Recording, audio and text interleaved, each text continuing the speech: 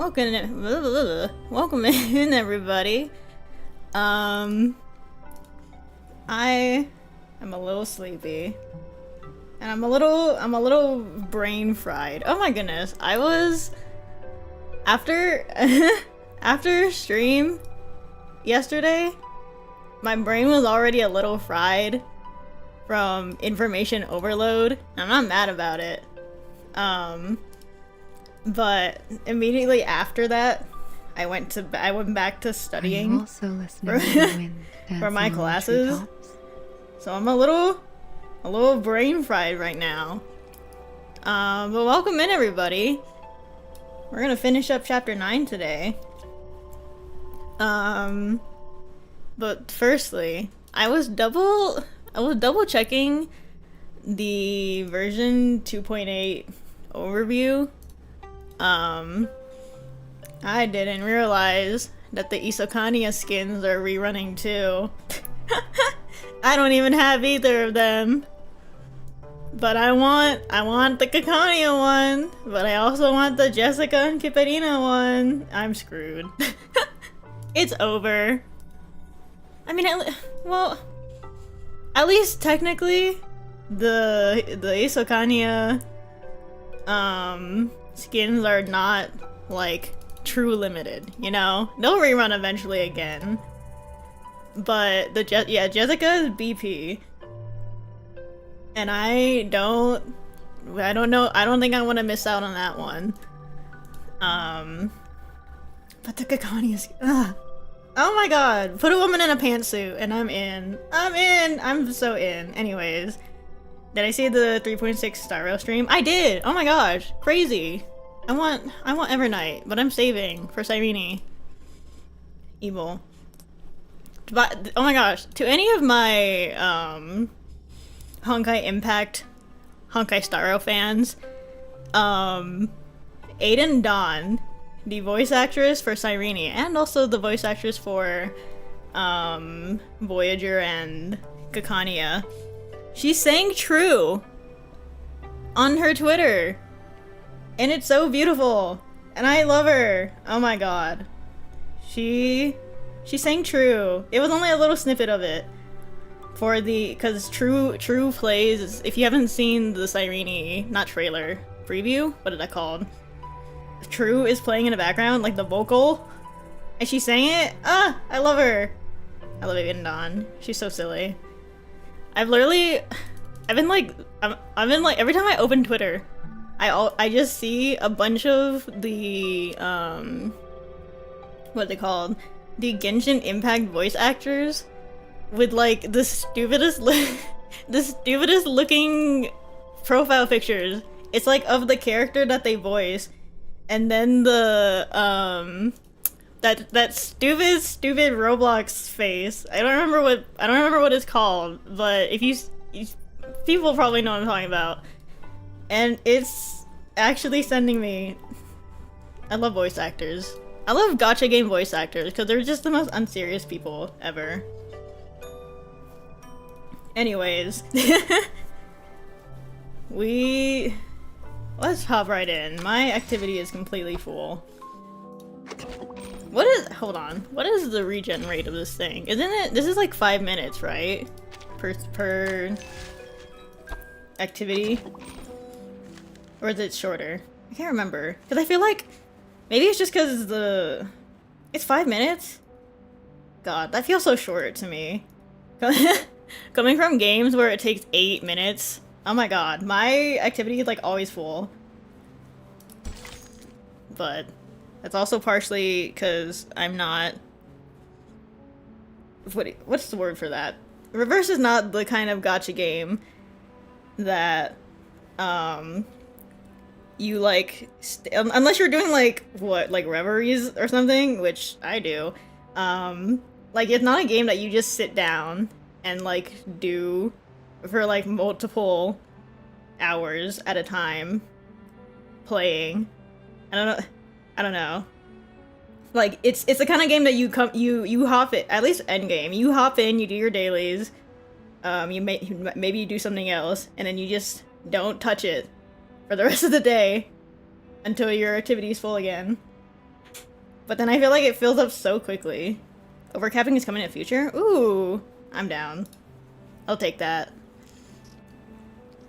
Feels like an eternity when you're actually waiting for it to regenerate. Oh my gosh, literally. What was I think like multiple times I'd be like at 99 and I'm just waiting so that I can do 100 for dust. I'm just waiting, I'm just sitting there like 5 minutes. Oh my god. Terrible. I love gacha games. So much fun. I believe we are exactly halfway through, right?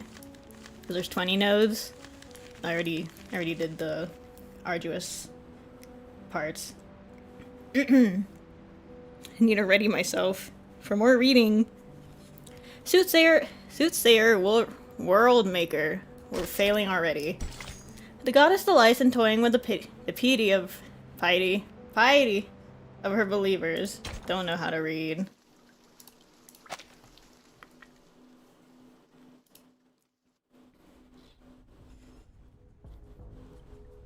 Yeah, Reverse is just one of those games you just kind of check in on every once in a while. On the stage, Octavia remains the picture of serenity as she orchestrates the Congress. Miss Recoleta, as a witness to the Congress, you have the right to express your doubts calmly. Listen, you... She recalls the complaints of her two former companions, the jailer's dismissals, and the confused expressions of every editor she has ever faced. If she were to lay out every detail of her novel here and now, she would only get the same response. No, it's nothing. It's just that I'd like to participate in the dice rolling ceremony. May I? Of course. The very fact that you're standing here in the Panopticon... How do you even explain that to someone? Like, hey, I wrote this novel like literal years ago, and now every single event of this novel is coming true. That's scary. Recoleta surveys the prisoners waiting to cast her die. Their expressions are serene, untroubled, calmly awaiting their fate. The joys and misfortunes of those before them do not affect the long, winding queue in the slightest. She takes a deep breath. It doesn't matter when I roll the die, since the rolls are simply a reflection of the randomness of fate, right? Precisely. Then I'd like to perform my role after the 27th inmate. Is that alright? As you wish, Miss Recoleta. She knows. Oh, okay. Right into it. Why does it keep giving me Noir? I don't need... I don't gotta do all that. Where's Medpoc? Nope. That's not. I love using Noir. She's like the bootleg Recoleta. Noir is like unironically like a bootleg Recoleta. But like, she's harder to... me, and our opponent. She takes more effort to proc. Oh, I have a dice. Hello? Roll a dice every round. In todos los momentos. What does the dice do? What? Ready? Aim. Cosmología, filosofía. Noir came first. That's true. Maybe not bootleg. More trial run. I just keep rolling threes. Get ready. This is going to be a crowd pleaser. Okay. Wait for the pop. I did not need to. Okay. I did not need to do pairs. Idealismo. Duelos de fantasía. Do I have to do this? I was looking at what do you call it? The free portrait selector that's coming in 2.8. There are a lot more options than I was expecting. And now I'm like, I don't know. I don't know who I want. My bias says a plant lady, but I don't know. Cause the only plant lady that I have that is not Or that I have portraits of Y camino a is ti. Vila, I Conventional think. choice. And that was on accident. But I don't know, I don't pay attention to portraits though. Y la acumulación de So, laberintos. Suéltale todo una Nah, vez I más. don't know. I'll see. Maybe by then I'll get a new character that'll have a decent portrait. Who knows? Ready? Aim. I'm not even paying attention to what I'm doing. I'm just doing 1 damage, right? I don't need to I never miss. worry. Most of the time anyway. 2, 1, down. Portrait 3 Kekania. Oh my god. Spare Kekania for me. The thing, I have her on my ult. I hate the fact that I have an ult account. Rebel brood. Because I have Argus and I have Kekania on the account. And I can't get I have not gotten either of them on my main account. I mean, I guess there's nothing I can do. Because that alt account is my original day 1 account. So, what can I do? But I'm upset. Seems fate favors you, Miss Recoleta. Here are your supplies. Please be sure to follow the distribution rules of the Congress. This is an essential structure of Comala, and a belief shared Wait, so by all its Recoleta is inmates. also getting Honor it. medicine? Just as I suspected. Dang. These supplies belong to me now, Octavia. I'm free to use them however I please. So, gonna give them out, I assume? Or maybe give them to Eduardo? Yeah. Oh, poor guy. Here, Eduardo. Take them.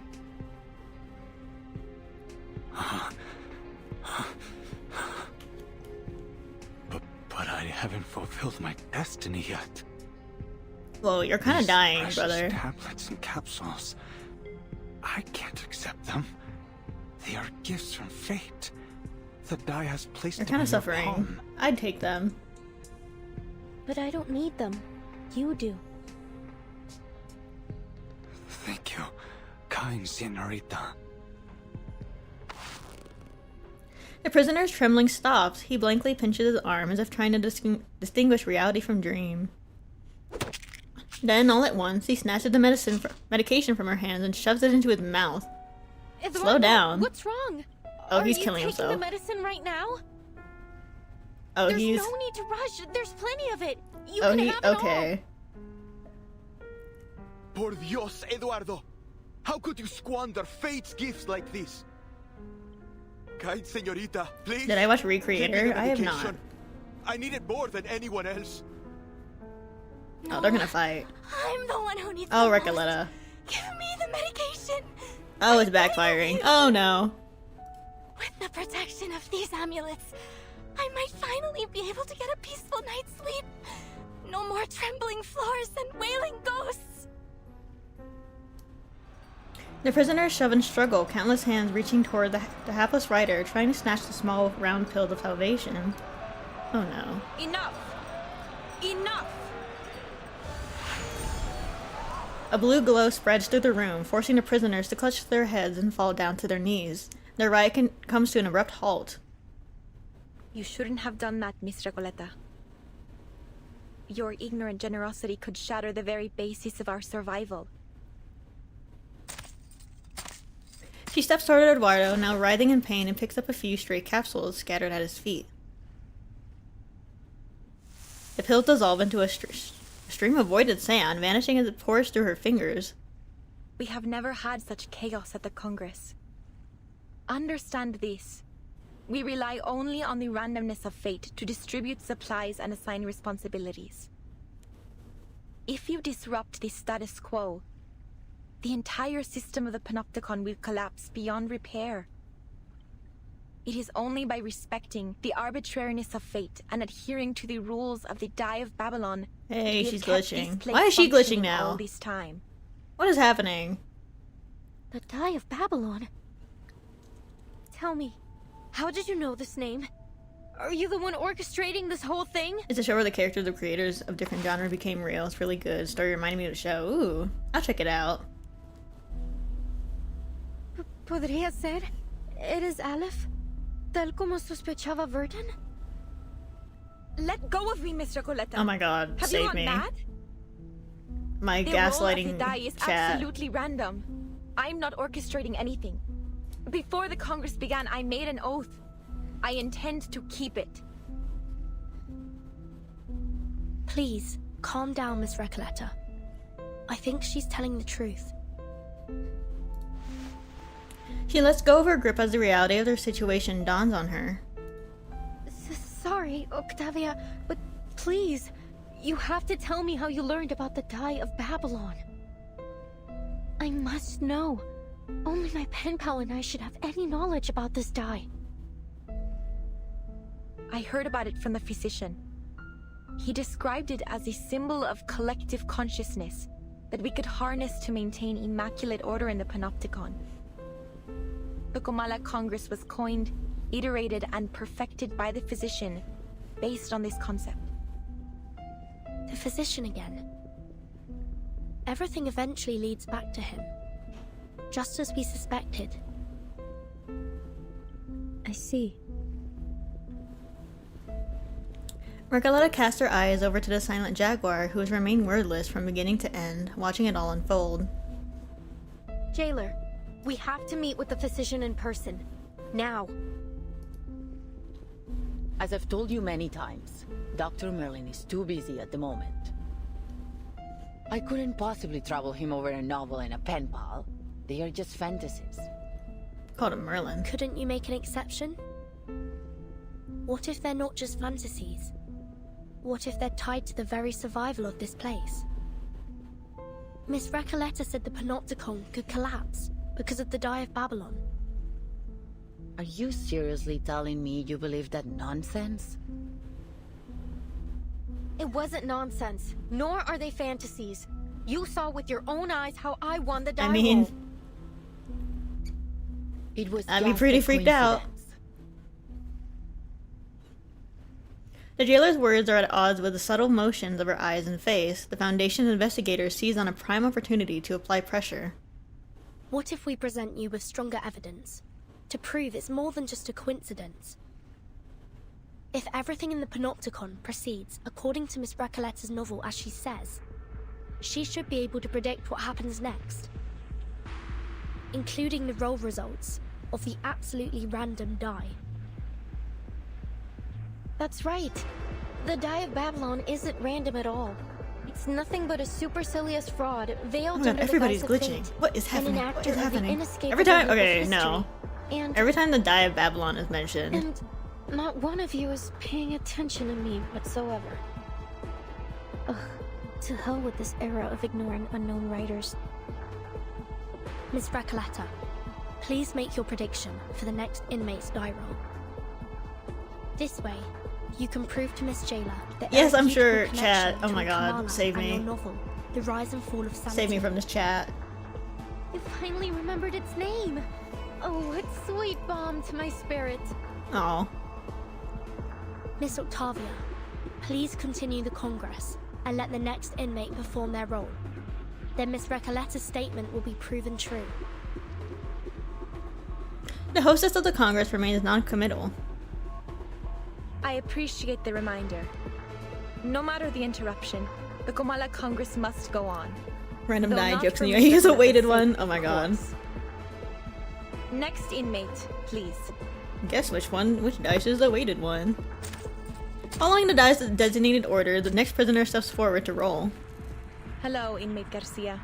You're witnessing the true rise and fall of sanity. Oh my goodness. Of course. My sanity is always low. La sexta cara. Un pilar roto. El flujo de la fortuna y la calamidad.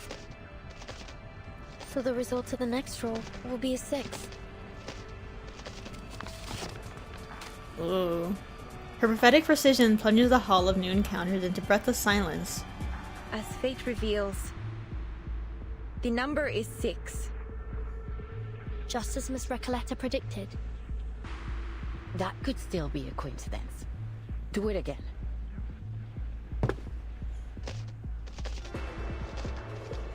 La 13ª cara. Una cadencia desconcertante, sin un verdadero principio ni fin. La 4ª cara. Un hombre que se ahogaba, usó el último de sus fuerzas para nadar a la seguridad. This is Solo para scary. descubrir que había confundido un espejo con la superficie del lago. La 17ª cara cojeaba hacia el distante oasis, solo para que la débil humedad y la inquietante quietud revelaran cruelmente que era un espejismo. La 6ª cara, otro pilar roto con grietas idénticas a la última, confirmó la hipótesis de la investigadora de paracausalidad. Este lugar solía ser un edificio circular. Is that enough? I've almost finished the entire chapter. It's not possible. One coincidence after another begins to stir into an uproar. The coincidences appear endless. Who are you? I'm sorry if this comes as a shock to you, but I did warn you, Octavia. Now it's proven. The Die of Babylon is anything but the so-called randomness of fate.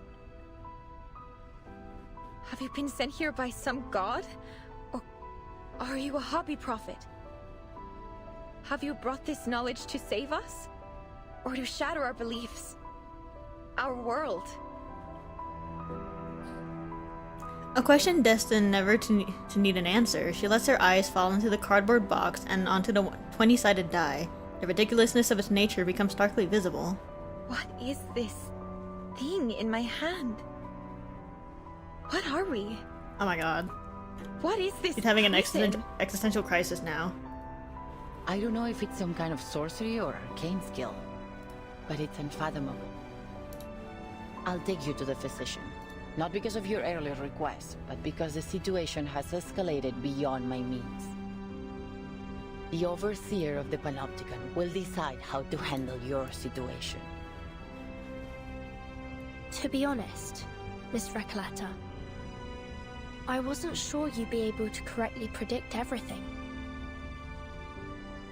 Timekeeper, are you saying that you risked everything on a hunch? It worked, didn't it?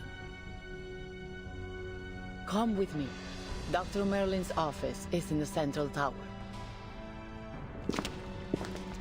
For her part, the now vindicated rider follows at the end of the line, letting her mind race like a bullet train.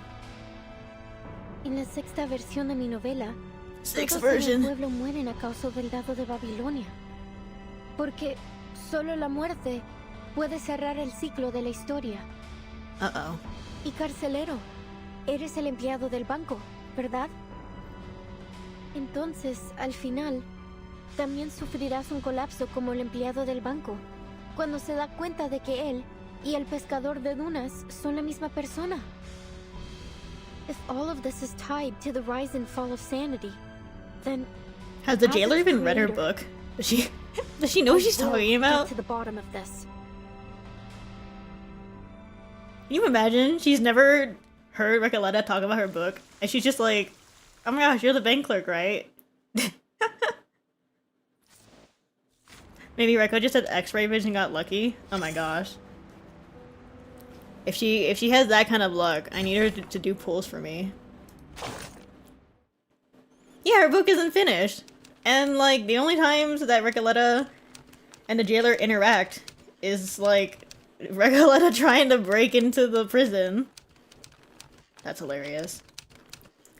After that, I attended several more literary salons and wrote things I'd never dared write before. Miss Octavia, however, never made an appearance. Octavia. Oops. I didn't see her for quite some time. That was until I followed some prisoners to a large hall and heard her voice among a group of unfamiliar inmates. She noticed me and greeted me warmly. She told me she had been working on some new initiatives. She told me of her hopes to gather more support, to improve conditions in the prison, and initiate a spiritual shift toward realism and resistance.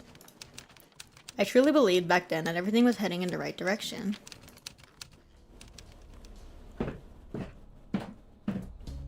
Before all eyes, the host of the assembly, the idealist, steps up to the podium. By the randomness of fate, we have gathered here to participate in the Kamala Congress. Before the eyes of destiny, historians and astrologers alike, I now declare a new rule amendment. A duel before a crowd of eager eyes, the winner awarded 10 pounds of gold, and the loser left with 10 flies to descend upon him. Before the Kamala Congress convenes, we shall assign 2 members of La Sociedad this noble mission, a duel decreed by fate. Why? Why do we need a duel? Doris hears the faint click of a small object rattling inside a box. Jose, Julio, step forward and draw the sharpest blade of your literary thought. According to the rules, I will preside over this duel with fairness and impartiality. Now prepare yourselves. Okay. She has shared it with one person in full. Oh, that's true. Although, I don't know if Aleph is yapping to the jailer that often. But hey, who knows. The absurd fictional metaphysical duel ends within a fraction of a second. The victorious prisoner receives 10 shining golden pills while the loser collapses to the floor. Whoa. Hello? The crowd erupts into chaos, Octavia's cries rising above the noise. Uh-oh. What's going on? Mr. Julio, he's having another seizure. Oh my goodness. Please, Julio needs your help. Octavia, you know this is all part of the randomness of fate. How is that? Okay. She doesn't argue back as she usually would. Instead, she stands frozen in place as if stunned. What's the matter, Miss Octavia? This is an emergency. I require your assistance. Answer me, Octavia. Why are you trying to change Julio's fate? Is he dead? I don't want him to die. Please, Miss Octavia, help me so I can help him.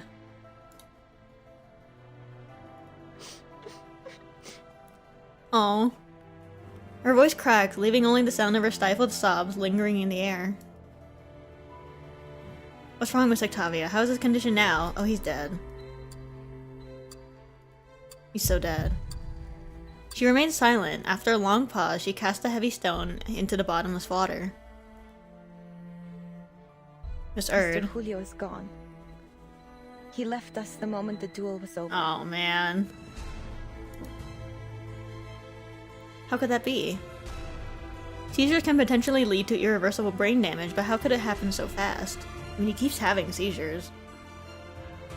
A precious life gone so quickly, swept away by something so senseless, lost in a nonsensical duel. What exactly is this so-called Congress? Some kind of punitive system unique to Kamala Prison? But how can someone's life be decided by something so absurd? Are we simply meant to surrender to a fate so twisted, no matter how absurd it is? So is it so irrefutable? This isn't the fate I seek, it's the distortion of it. It's my fault for not finding a better way.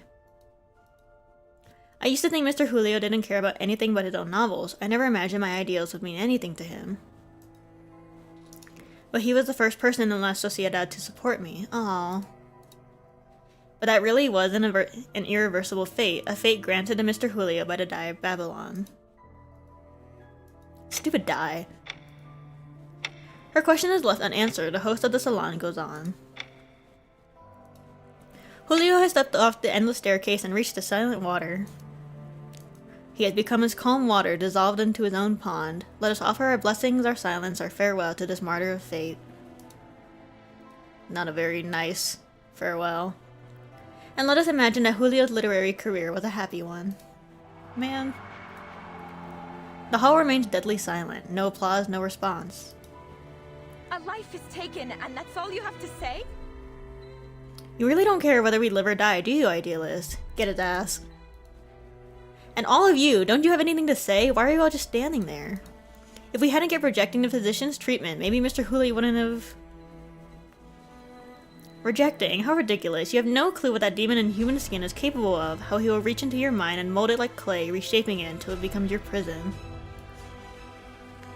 What is your beef?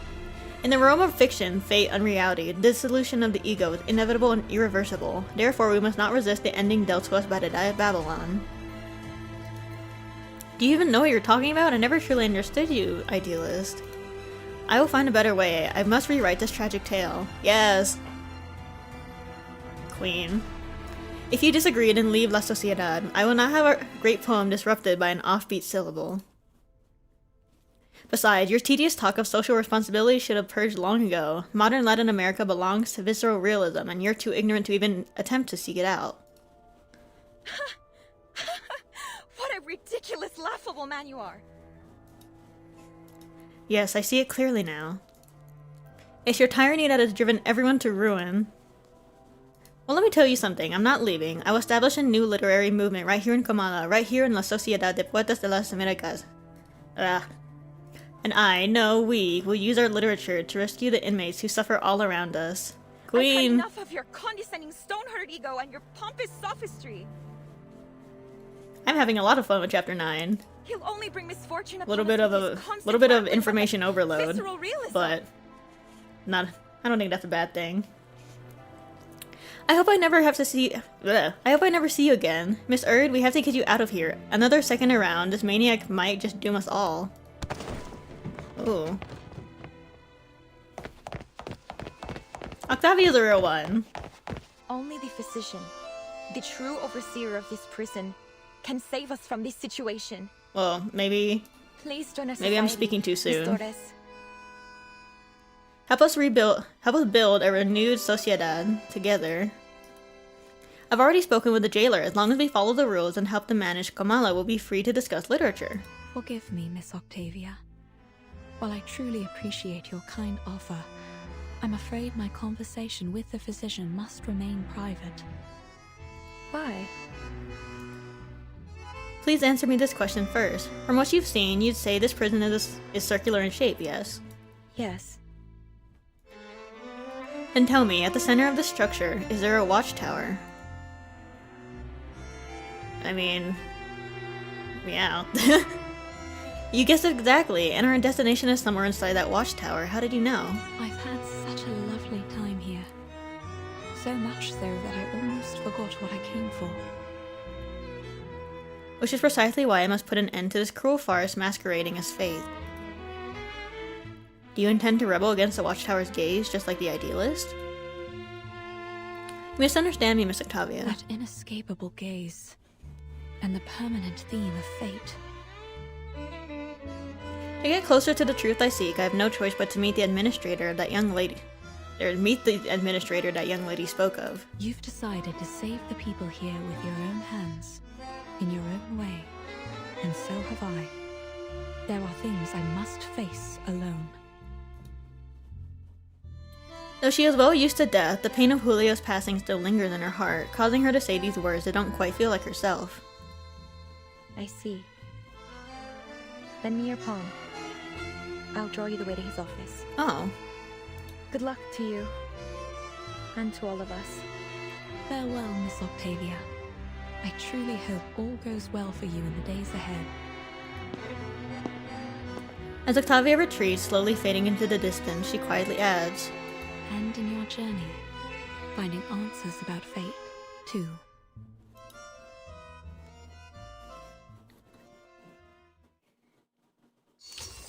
Everybody's just trying to get by. Everyone's just trying to survive. What is happening with the sounds next to me? Behind the opening curtain, what disrupted this era? What unraveled time? The shadow lurking in the ruins answers. Madness. Partial title drop. half of a translated title drop. An otherwise tidy room is covered in fine scratches and small unidentifiable stains. The smell of disinfectant lingers in the air, mixed with mildew. Wait here, Mom. I don't like that smell. I'll report the situation and your request to Dr. Merlin. However, since he's always busy, I can't guarantee he'll agree to meet you. But I'll do my best to persuade him. The Jaguar's figure slinks out through the inner door. Now's our chance, Sinetto. Our chance? What do you mean, Timekeeper? She just left us here? Okay. It's unlikely that the jailer will let us search the central tower, even in this situation. We should take the initiative and look for clues while she's away. I see, Timekeeper. I will do my best. Sinetto swiftly conducts a thoroughly unauthorized search. Thank you for your assistance, Miss Recoleta. Without your precise predictions, we wouldn't be standing here now. I haven't yet grasped the connection between the die, your novel, and what's happening in this place. But by process of elimination, it's almost certain that your pen pal, Aleph, is right behind this door. Sometimes I envy your decisiveness, Vertin. I'm sure many people have praised this special talent of yours. Are you all right? You don't seem as excited as when we first entered Kamala. Recoleta holds her gaze on a tightly shut door, uncertain whether she hopes it will open now or ever again. The all-seeing sentinel of the Panopticon, veiled within the central tower. If it truly is Aleph,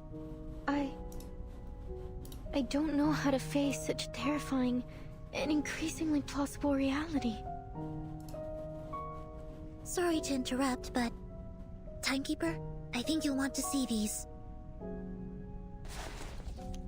Uh-oh. Signed Erd. This is a letter from Dr. Dorez. The delicate signature matches the one in the manuscript folder. Her handwriting. It's as beautiful as I'd imagined. Who is it addressed to? Dear Mr. Aleph. Aleph? Looks like Dorez and Aleph are acquaintances. Or at least, they've had some correspondence. Dear Mr. Aleph, my apologies if this reaches you at an inconvenient time. I am Dorez, pen name Erd, an ordinary inmate of the Panopticon of Kamala. I write seeking your guidance, if you wouldn't mind offering it to me. I heard from the physician, Dr. Merlin. Don't make them overlap voices. Oh my You god. have the answer to every question. I know that's a standard The statement which has transition. been echoed by the idealist and the other But inmates. the whole Doris Verdon thing. I have something I wish to ask you. What exactly is your role at the prison? Chief Warden? A secret backer? An observer who dominates the prison? Are you truly the supreme ruler of the Panopticon of Kamala? They tear open the next letter, eager to read on. Dear Erd, I do indeed have answers for every question, including yours. I'm afraid every one of your speculations is off the mark. I am merely an inmate who chose to imprison himself here. Doubt. And allow me to point out that your identity isn't as ordinary as you claim. Hello? Okay. Why is it that you, my fellow inmate and guest of Manus Vindictae, are so interested in Kamala? Dr. Dorez? A guest of Manus Vindictae? A muffled shattering of glass interrupts their reading. Hello? It came from inside the room. Do you think they're okay?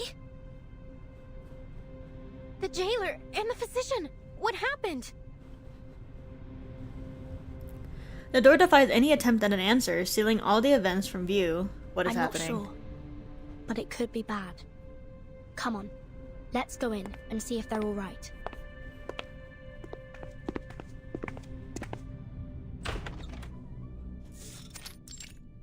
Surgical theater.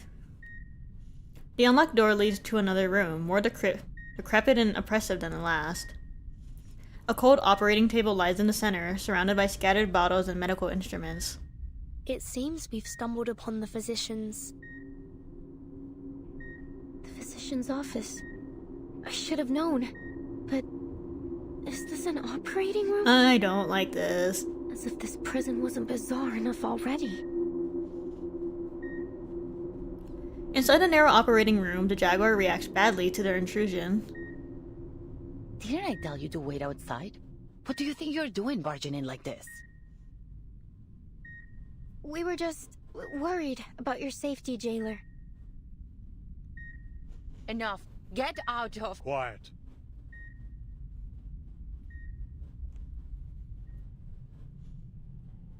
The reptilian complex governs all our fundamental functions.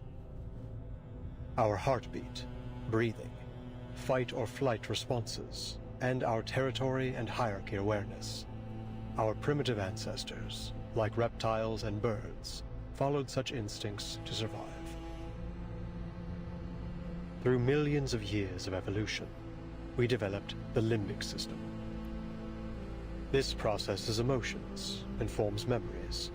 It allows us to feel fear, sadness, anger, joy. Our behaviors are given meaning. Now it's the neocortex that makes up more than 2/3 of our total brain volume. Language, perception, logical reasoning, abstract thought. This is what forms the complexity of human nature. We read, create, perceive. We try to understand both the world and ourselves. We are forever setting goals, one after another. And all this, these multitudes, happens within the confines of the skull, in the tight folds of the crowded cerebral cortex. Lobotomy. Is he performing surgery? Such a delicate and elaborate organ. Were it unable to forget, what would come of it?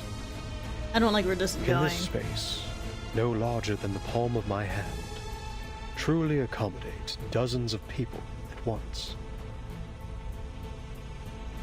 What?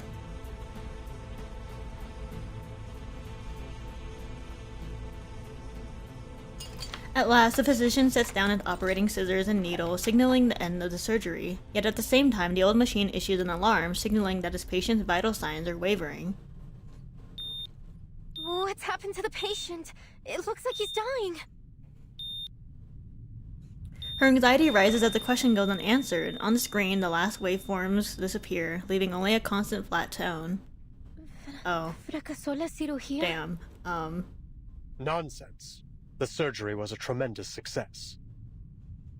I have erased his debilitating hysteria and restored order to the Panopticon. What are you trying to achieve by barging in here? The man behind the operating table stares at the uninvited guests expectantly, but does not give them a chance to respond. Forget it. The next operation requires my attention. Jayla, show them out. Bring me the next patient in 15 minutes. Go with that knife. I'm sorry, Miss Verton. I'm afraid you have to leave now. Recoleta steps forward, blocking their path. There's a hint of pleading in her voice. Please, just let us speak with you. Oh, I haven't seen the Take a CN moment. posters I for have this something chapter. very important I need to ask. Her question is not given time to take shape. Important. Nothing is of greater importance than my experiments in the Panopticon, outsiders. To ensure they continue, the stability of time and schedule is absolutely paramount. Experiments in the Panopticon. So you really are the controller of the prison, then? Controller? What an outdated notion. Superficial, really. The Panopticon has no need for such power. Regardless of who Can't be occupies hysteric the if you're central dead. tower, This is true. Or even if no one's there at all. Every inmate is both the observer and the observed. Can't really be both anything wielders and subjects of if power. your brain is... Achieving if you're such a brain state dead, requires no at the physical very least. or violent measures. The structure of the Panopticon itself is the mechanism which sustains it. Komala is simply a manifestation of this model. Once I confirm its feasibility and adaptability, this model can be applied to any functional setting with only minor modifications. So far, it has proven to be far superior to any current system of governance in our world, transcendental even. Curse it. Why am I wasting time explaining this to you? Time is running out. He started monologuing on accident. The investigator keenly senses the key within his words. Dr. Marlin, you keep mentioning time. What exactly do you mean by that? Really? You need to ask? Even those oily-headed lunatics know it. The end of this era is imminent, is it not? Oh. Indeed, the word that was so close to being spoken. You know about the storm? That's what you call it, is it?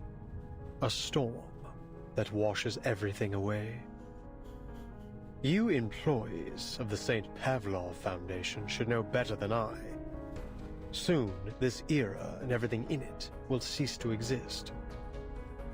I must prove the feasibility of the Panopticon model before this place is turned to ruins, or something even more unrecognizable. A storm that washes everything away? Vertin, Oh, yeah. what on earth are you two talking about? About that. The conversation extends beyond even the most imaginative creations of the aspiring writer. No one can predict the era to which we will be reversed. I have seen the eras change time and time again. The transformation of this place, over and over. Oh, so he's But no matter survived. which era each of these 9 storms, as you call them, has taken us back to, Cordeismo continues to plague this land. Dependency theorists, martyred revolutionists. I've seen them all. You, young writer, are no different from those intellectuals who were swept away in the rain.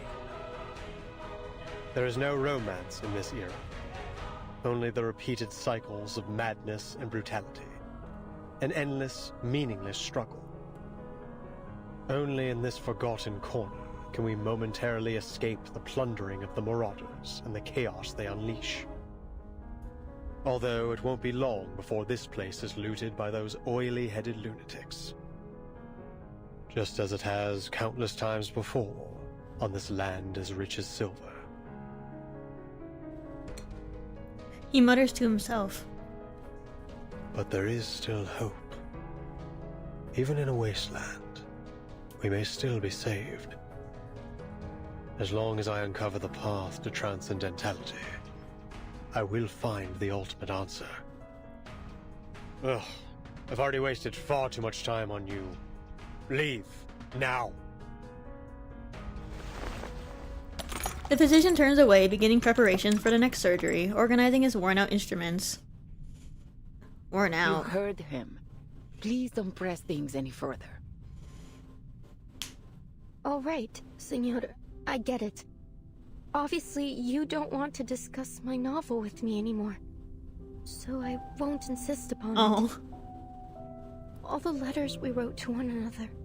All those inspiring revisions and suggestions. I guess they meant nothing to you. Her voice wavers. Rejections, closed doors, harsh critiques. This proves more devastating than all of them together. But there's still something I must tell you. Jailer, could you please allow us a private conversation with the No. With Aleph. Hearing this, the physician stops. Leave us, jailer. I'll spare these outsiders 5 minutes.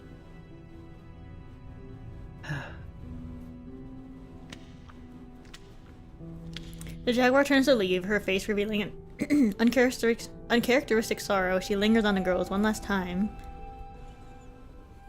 Oh. Something's gonna go wrong.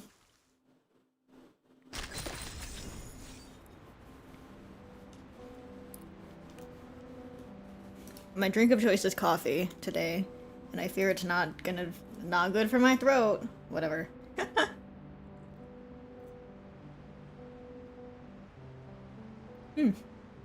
Hazelnut.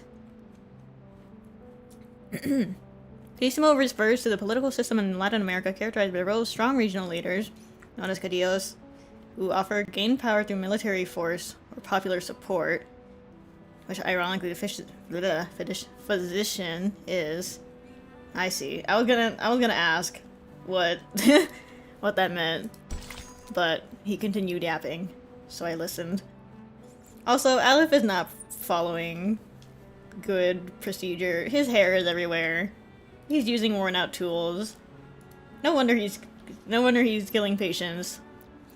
Master of the Labyrinth. Within the corpse of the Labyrinth's builder, he proclaimed, "It is and has always been perfect." Has it?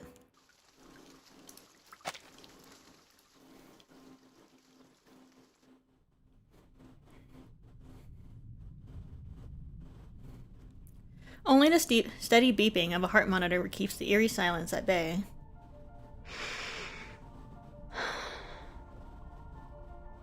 Dr. Merlin, or should I say Aleph, I don't know why you're using my novel to manipulate the Panopticon.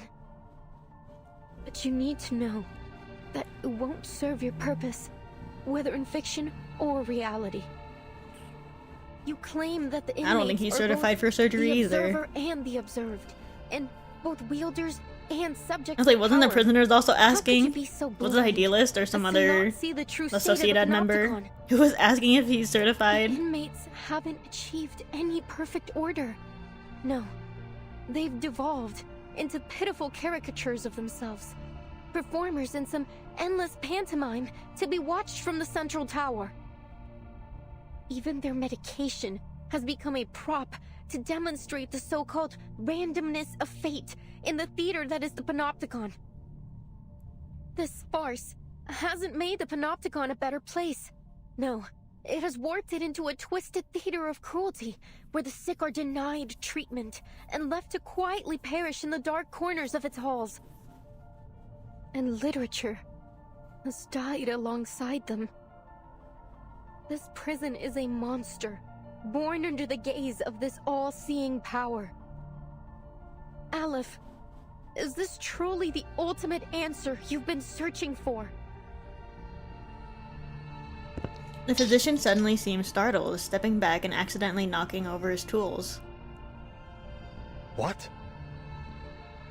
Are you suggesting that this is the answer I've reached? I mean... That my experiment has been a failure all along, and I've been too blind to see it? No. Impossible. Foucault's theory is flawless. I mean... Having his life's work denied is something he cannot tolerate. The man searches the tabletop with feigned composure, but in doing so, he unintentionally sweeps all the surgical tools onto the floor. Uh-oh. I have removed every obstacle to the running of Better this not prison. use those. It is pure, sacrosanct. I have constantly re-evaluated the system, adjusting my instructions to my subordinates to ensure the most efficient maintenance of the established order. And now, you stand here and tell me that everything I've done has been meaningless from the very beginning? He has a That the shorter power temper than I was I expecting. have implemented has already been replaced by an alternative? No, outsiders. The perfect order of the Panopticon shall not be disrupted. I will not be swayed by your lies. This facility is superior to all others. Nothing here escapes my notice. At last, in a barely noticeable corner, he finds a 20-sided die wreathed in black mist. That said, it isn't easy to work a miracle, as we all know.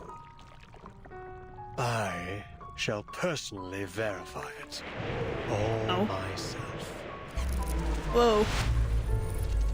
Trippy. What the hell? All of his emotions dissolve as he grips the die. The narrow operating room shakes as if responding to him, emitting a distorted screech. What's happening?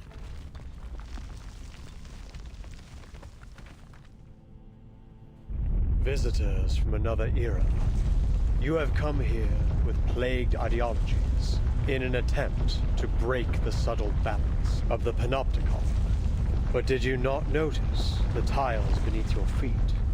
The cracks and water stains on the walls, constantly changing right before your eyes. This room, the previous room, every room, you What have the heck? blindly wandered through them, seeing them as nothing more than the building blocks of a monotonous labyrinth. But this place was not born from the chaotic imaginings of a madman. No. Every inch has been crafted through the meticulous harnessing of order and power. Every wisp of spider silk drifting in the wind. Every speck of rust on the gallery rail. Every detail of the Panopticon has been built by my own hands. With this ever-shifting die, concepts may be transformed into reality. and ideals into substance. I observe the movement of every entity, the passage of every second. The moment you entered this realm, you too became subjects of my experiment. Crazy budget on Alf's hand. Nothing unexpected. On hand. Oh, okay. I guess. Admit it. This is all getting out of hand. Impossible! All is under the Dai's control. Oh, he's freaking out. What may appear to be chaos is nothing more than a temporary deviation. Ready, aim. Doubt. Doubt. I've got some trouble brewing. Ready, aim. Huh. A truly villainous moment. Find it funny that From the Foko Crucible. wrote to warn people of systems like this, and people decided, yo, we should make this real. Oh my god. Even for a great people. Writer makes a story called Don't Create the Torment Nexus, and guy goes, yo, that's sick. That's Aleph. Fire. Great job. Proving everybody's That's what point. it's all about. Life or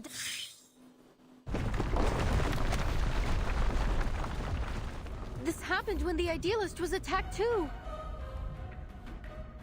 To think we've been trapped in a prison fabricated by a Dai all this time.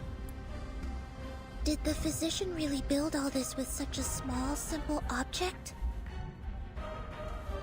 The distortion is getting worse. Prepare yourselves to fight or flee. The situation begins to spiral out of control, and now everything in the room screeches and twists until they become a mess of meaningless black and white lines. Please, Dr. Merlin, stop this. No. You're asking for the impossible. Power model of the Panopticon is destined to permeate all of society. Such insignificant interferences could never plunge it into chaos. But it already has, Merlin. You failed. What is happening? I have not failed. And as long as I keep the prison running. The physician fiddles with the die, muttering baffling and incoherent words to himself. It isn't your power model running the prison. It's the die. It's simply a form of magic, unrelated to the microphysics of power you seek. It provides no aid in your experimentation with power. It's a false hope. A castle in the sky given to you by the military junta and Manus Vindictae. Manus Vindictae? So you really are working with them. What exactly do you intend to do? Oh.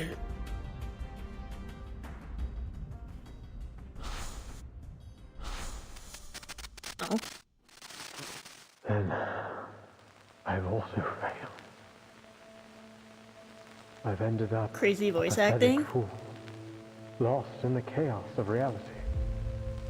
Just like the idealist chasing visceral realism, Paracelsus seeking the fountain of youth, and Zahir obsessing over the one-sided coin.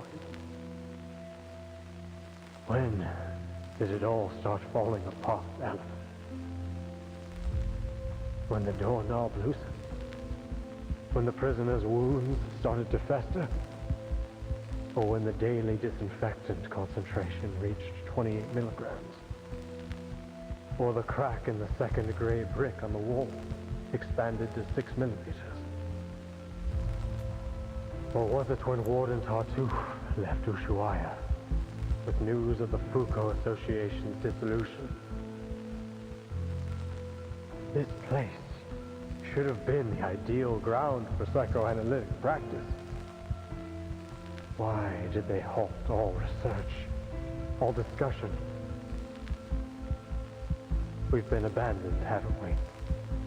By eras old and new. You designed and have maintained everything in Komala, right down to the smallest detail. But it is these details that trap you. And as the bars close around you, you are losing your name, Merlin, and you're becoming the physician.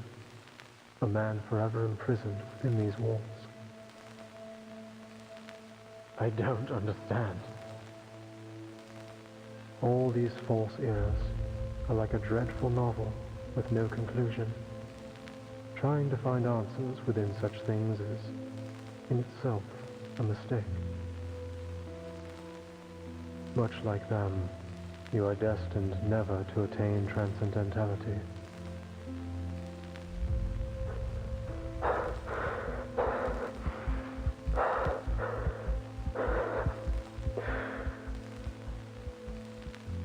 Tell me, Olive, does the ultimate answer even exist?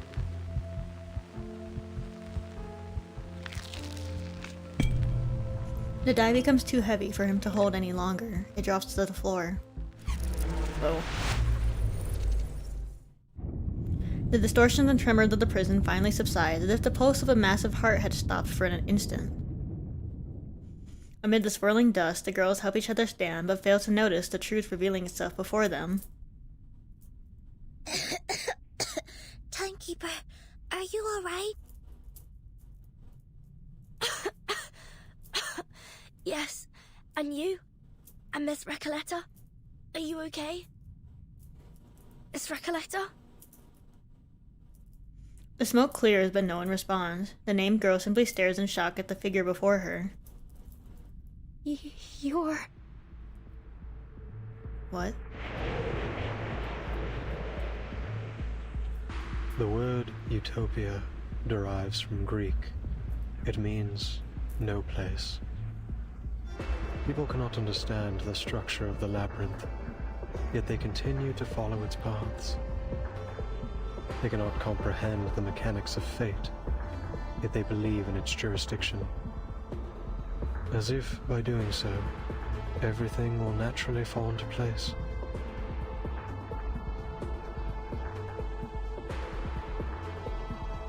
And now, the polar night approaches. How good it is to see you, pen pal. Whoa. I don't know if I mentioned it, but Aleph has such a cool design. It's perfect. It's a perfect blend of eeriness. A true Aleph. Have you ever heard of Foucault, Sonetto? Yes, he's a renowned French philosopher and social theorist. I read about his theories at the SPDM. So those are precisely the kinds of books they never could confiscate. Sorry, I don't understand. Never mind that. Could you explain what you read in detail? Alright. Foucault argued that madness isn't a natural phenomenon, but rather a cultural construct. In early times, punishment was a public spectacle, a display of power for the rulers.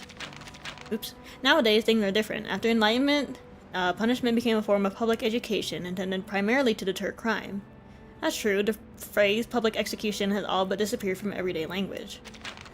Discipline and punishment. By that logic, the SPDM aligns closely with Foucault's ideals. You don't say.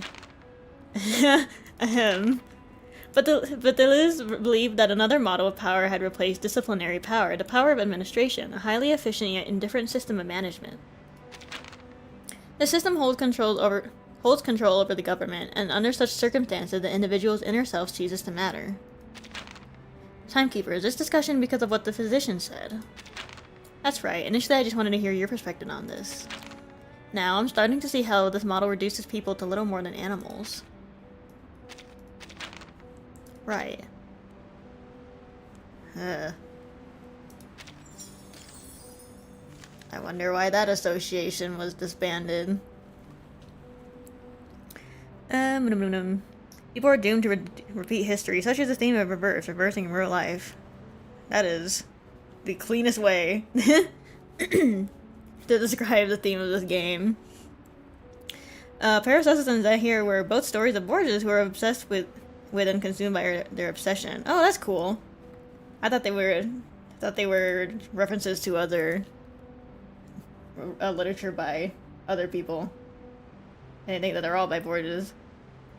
Thomas More wrote Utopia as a pun. It can mean both good place to refer to an idealized land or no place, suggesting it was a mere fantasy. Neat. Quite neat. That's fascinating. No place. Greek seems like a difficult language. Just every time I see Greek, I'm always just like, what the hell am I looking at? The mask in the mirror. Between two mirrors hangs a single object. One face, two faces, cascading into the infinite. Can't read. The DNA of the chapter takes a lot from Borges. I see. Where did the physician go? Wait. Sir? Are you? No one notices when the unfamiliar prisoner appears. He seems calm and almost ordinary, like an unchanging mirror that has stood here all along, in this room, in this labyrinth, passed unseen by everyone.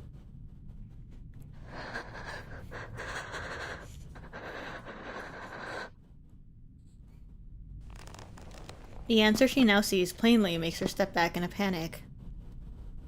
But in the end, she says the name out loud. Its sound is heavy, cold, and leaves her at a loss. Aleph. It's you. My pen pal. You are, in fact, in Comala. All those letters. All the ideas we shared. They weren't just my imagination or some prank. Vertin, Soneto. Wow. It's all just as I told you. What a bitter smile. They weren't meaningless. They're all real. Yet, why does she feel no joy? So, sir, are you Aleph, the ruler of this prison? Are you the one controlling the Panopticon with the die? The one hiding Miss Dorres's whereabouts? What curious inquiries. Quite different from the last 2,666 questions I've received. My guests, you may call me Aleph, or by any other name, be it a symbol of God's oneness or a farcical epithet. I am merely one of the many prisoners who voluntarily reside here, a single letter in the alphabet of the Panopticon. A letter? The way you speak is quite different from Dr. Marlin. Still, I wonder what your relationship is with him. Under the dim lighting, the man looks drained of all energy. But allow me to make a guess. You're Dr. Marlin, aren't you? I'm afraid that's not entirely accurate, but you may think of it that way. Merlin is a figment born of my mind, an incomplete reenactment. He is me, yes, but not entirely. He, or rather they, failed to find their answers. They fought against their predestined fates, only to be inevitably crushed under their weight. I simply stood by and watched it all unfold. That was the extent of our relationship. They? You've already met Merlin and the Idealist, even witnessed their demise. Shackled by the delusions of verses, the Idealist lost his own name. Merlin, too, imprisoned himself within the system of the Panopticon. I'm sure their desperate pursuits caused you some trouble. Please forgive them. After all, your fleeting encounters led to the demise of them both. I think I understand now. The Idealist and the Physician are both parts of you. Or, to put it another way, they're your alter egos. It seems the jailer's diagnosis that the whole prison is mad has been shown to be more accurate than anyone could have imagined. The Physician mentioned Manus Vindictae. What's the relationship between this prison and the Manus? Visitors from the Foundation. We all witnessed those eras perish. In 1977, not long before the fourth storm, I arrived in Ushuaia. Shortly after, some members of the National Foucault Studies Association reached out to me. But it wasn't just them. An arcanist organization called Manus Vindictae also approached me. Each of them wanted answers. They named me their advisor. You acted as an advisor to the Manus? The two parties presented me with a concept and a parable, respectively. A concept and a parable? The Foucault Association sought to explore the feasibility of the Panopticon concept here, while Manus Vindictae showed me a parable of the past and future. Day and night, I wandered through endless texts, endless realities, as I searched for answers. And thus, Merlin was born. He was both an experiment and a price I paid. A new concept, a new direction. Pursuing such things always leaves me confined by the limitations of human knowledge. Merlin spent his entire life exploring Foucault's theories in pursuit of that singular yet infinite answer. What about the Manus, Mr. Aleph? You didn't explain why you helped them. Explain why? Because they asked me to, just as you have. I simply worked to answer their questions. So you're saying that, to you, we are no different from Manus Vindictae? And if we ask, you'll answer us, without holding anything back? Is that not precisely what is happening this very moment?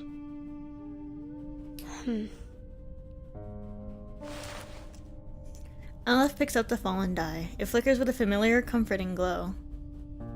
This is what the Manus gave Merlin. A magical die named the Tear of Komala. It was once a gemstone that belonged to a god. At the beginning of the century, explorers plucked it from an ancient gate they discovered in Antarctica. To the explorers' amazement, the gemstone could turn human desires into reality. So they cut it into a die, a symbol of fate, and used it to build a sanatorium, which was later transformed into the Panopticon you are standing in right now. His words are direct, yet they still leave the outsiders perplexed. Then, Aleph, you really are the mastermind behind the Panopticon? The silent girl grips her notebook, her knuckles turn white from the pressure.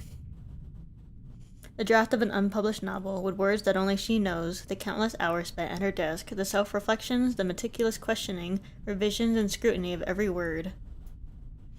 That book holds the life of its writer. You said Merlin used the Panopticon to seek his answer. What does that have to do with my novel? I don't get it, Aleph. Why would you use my novel to manipulate this place? Roberta, Garcia, Octavia, Pablo, the jailer, everyone. Not one of them deserved to be trapped in a deadly loop in which everyone's fate is already predestined. They're just like the ghosts in Amalfitano, inescapably trapped within the ruins. Tell me, what is it you really want? Hearing this, the lonely prisoner fidgets for the die, looking puzzled. It's not about what I want. It's about what you want. The third line of your first letter. You said you wanted to give the rise and fall of sanity an ending.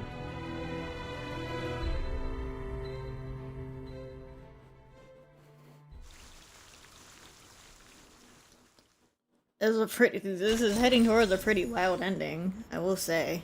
What the hell?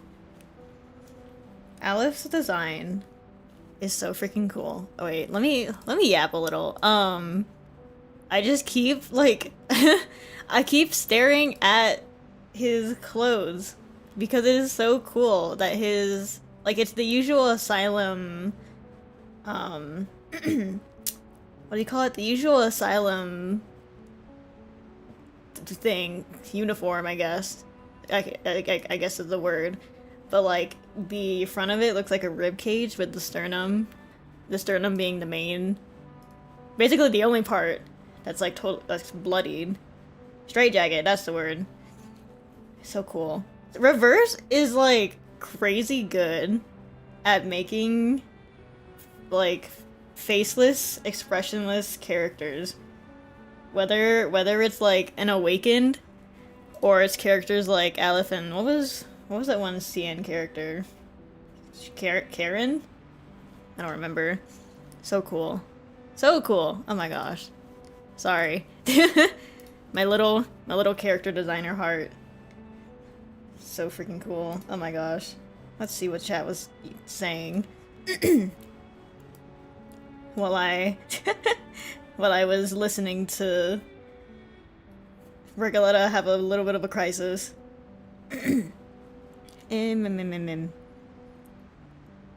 El Aleph was a point in space that a person could see all of time and space in a single instance, according to the short story. I see. I don't know how. Okay, I could tell that Aleph and Merlin had the same voice actor. For some reason, it just did not click to me until much later that Idealist was also one of the characters he was voicing. That's hilarious. That's crazy though. I'm always impressed by voice actors voicing multiple characters in like one piece of media. Crazy.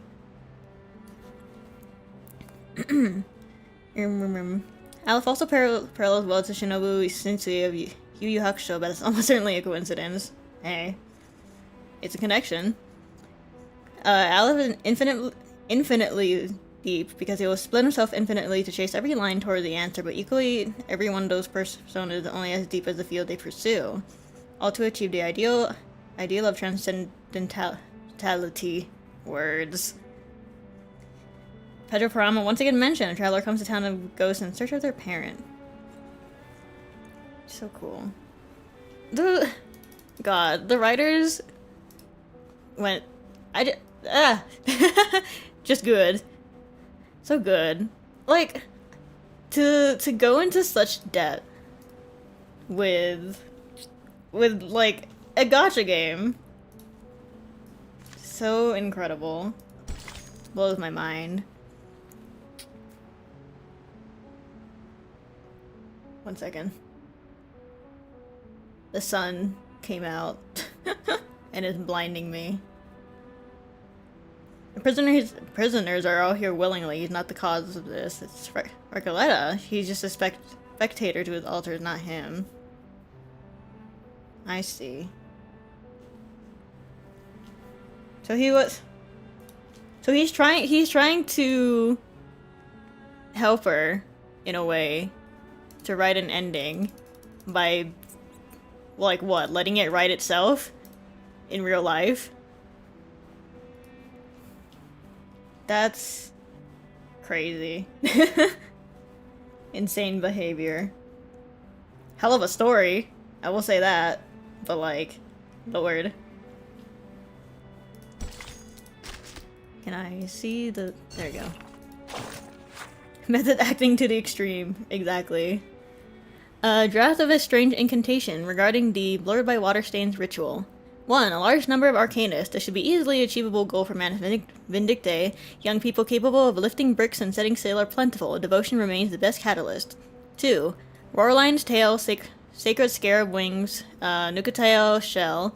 When combined with the fountain of immortality, it seems likely that the Manus Vindictae aims to achieve something extraordinary. Given the shell's properties, it can withstand an immense amount of energy, ensuring the ritual's success. This is indeed an incantation requiring considerable meticulous my brain. Preparation. 3. The location, blurred by water stains, remains an excellent choice, but for the ritual itself, timing is of paramount importance. The time referred to here is not our traditional understanding, but time itself. What is this incantation being used for? Serpent bring an apple, but I already possess the wisdom. Dear Mr. Aleph, the National Foucault Studies Association extends a formal invitation to you to join our organization. Our mission is to guide society and the world toward a more structured and enlightened future. We believe your exceptional abilities will be instrumental in achieving this vision. We eagerly await your response. Sincerely, Jose Tartuffe. Oh, that's one of the prisoners. Jose Comanda Prison Ushuaia. I don't know if that's his last name, but I know for a fact, there's a prisoner named Jose. I was gonna say something, and I completely forgot. Oh, right. Is it correct to say that Aleph's situation is a... what do you call it? Dissociative identity disorder thing? Like... I was gonna say Moon Knight, but I don't think Moon Knight is that good of a representation of the disorder. But that's the first direction my brain went. Not a name, but yes. Okay. Making sure that I am not misremembering what DID is. Aleph, the mournful, the grotesque, the sum of self and self. It's a creepy eye thing.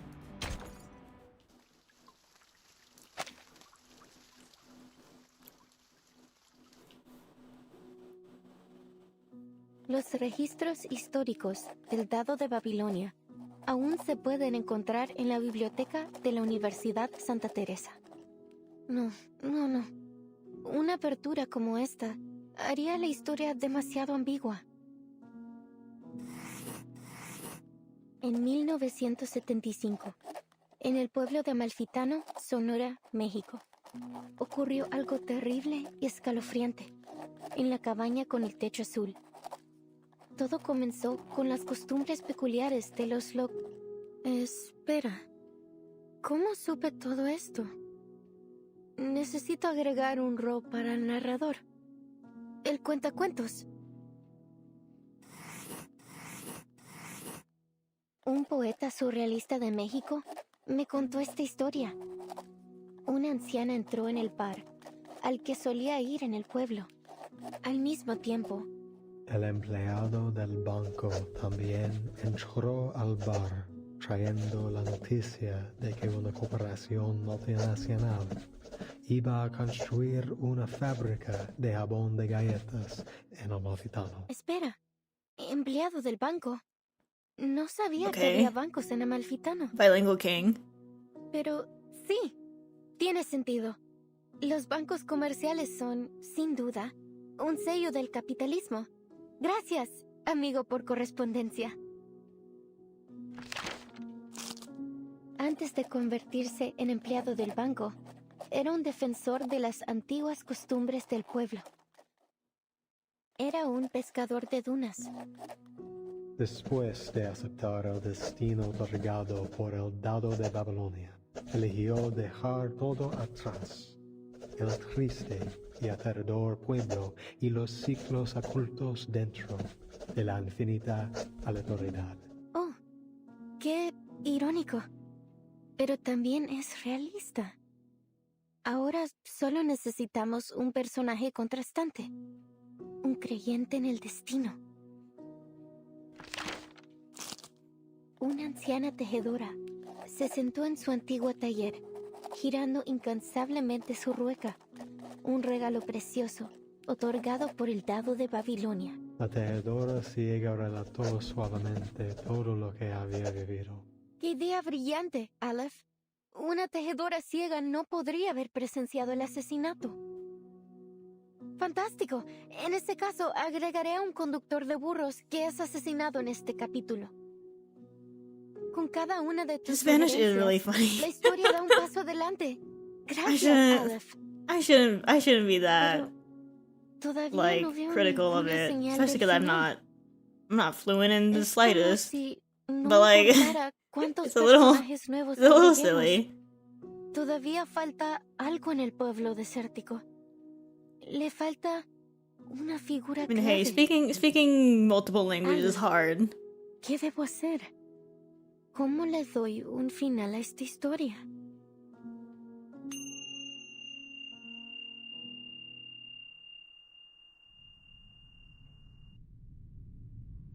tú misma me preguntaste, ¿cómo le doy un final a esta historia? Me describiste cómo tus palabras se habían transformado en un rompecabezas desmesurado infinito, un lenguaje irreconocible, una colección de información ambigua y una parábola que había perdido todo su significado. La He's Dutch, it's okay ausencia to de un laugh. final aún Hey, good for peor, him. He's trying. atrapándote para siempre en I ese applaud him for abrasador that. pueblo desértico. Todo lo que estoy haciendo es intentar encontrarlo para ti. ¿Estás diciendo que has estado manipulando los acontecimientos en el panóptico desde que intercambiamos cartas por primera vez septiembre pasado? She struggles, vainly hoping for him to deny it. Sí, cada vez que revisabas la novela, se hacían ajustes correspondientes en el panóptico. Reflejar fielmente las complejidades de cada detalle era clave para asegurar que la historia avanzara sin problemas. Estos ajustes los manejaba principalmente Merlin, a veces el idealista, y antes de ellos, Zahir y Paracelso. ¿Cada vez? 6 versiones de la historia del Amalfitano ya se han desarrollado en el panóptico. Eso significa la rana aplastada en el barro, la vaca muriendo de vieja, el lirón cayendo al mar, el fantasma asesinado en el duelo y los cambios repentinos al dado de Babilonia. Todas las revisiones que sugeriste, todas las muertes, el caos y la locura, ¿realmente sucedieron aquí mismo? The ever-knowing prisoner falls into a long, dark silence. He will not answer a question when the one asking already knows the answer. Incluso la eternidad tiene sus límites, Recoleta. In the 6th revision, we added the Blind Weaver, an extraordinary figure. Just like the paracausality researcher who carries a suitcase that you introduced in your 7th letter. The paracausality researcher carrying a suitcase. Miss Recoleta, is this character really based on the Timekeeper? What? Of course not. The paracausality researcher is an entirely different character. Don't you understand? We are only one die roll away from the ending. Aleph lifts the core of the infinite labyrinth. The tear of Komalos rolls slowly in his hand. I don't. What on earth are you trying to do? Oh my god. Oh, flashbang. The filament lamps of the operating room dim in time with his motions. The walls ripple like water, then transform into countless mirrors.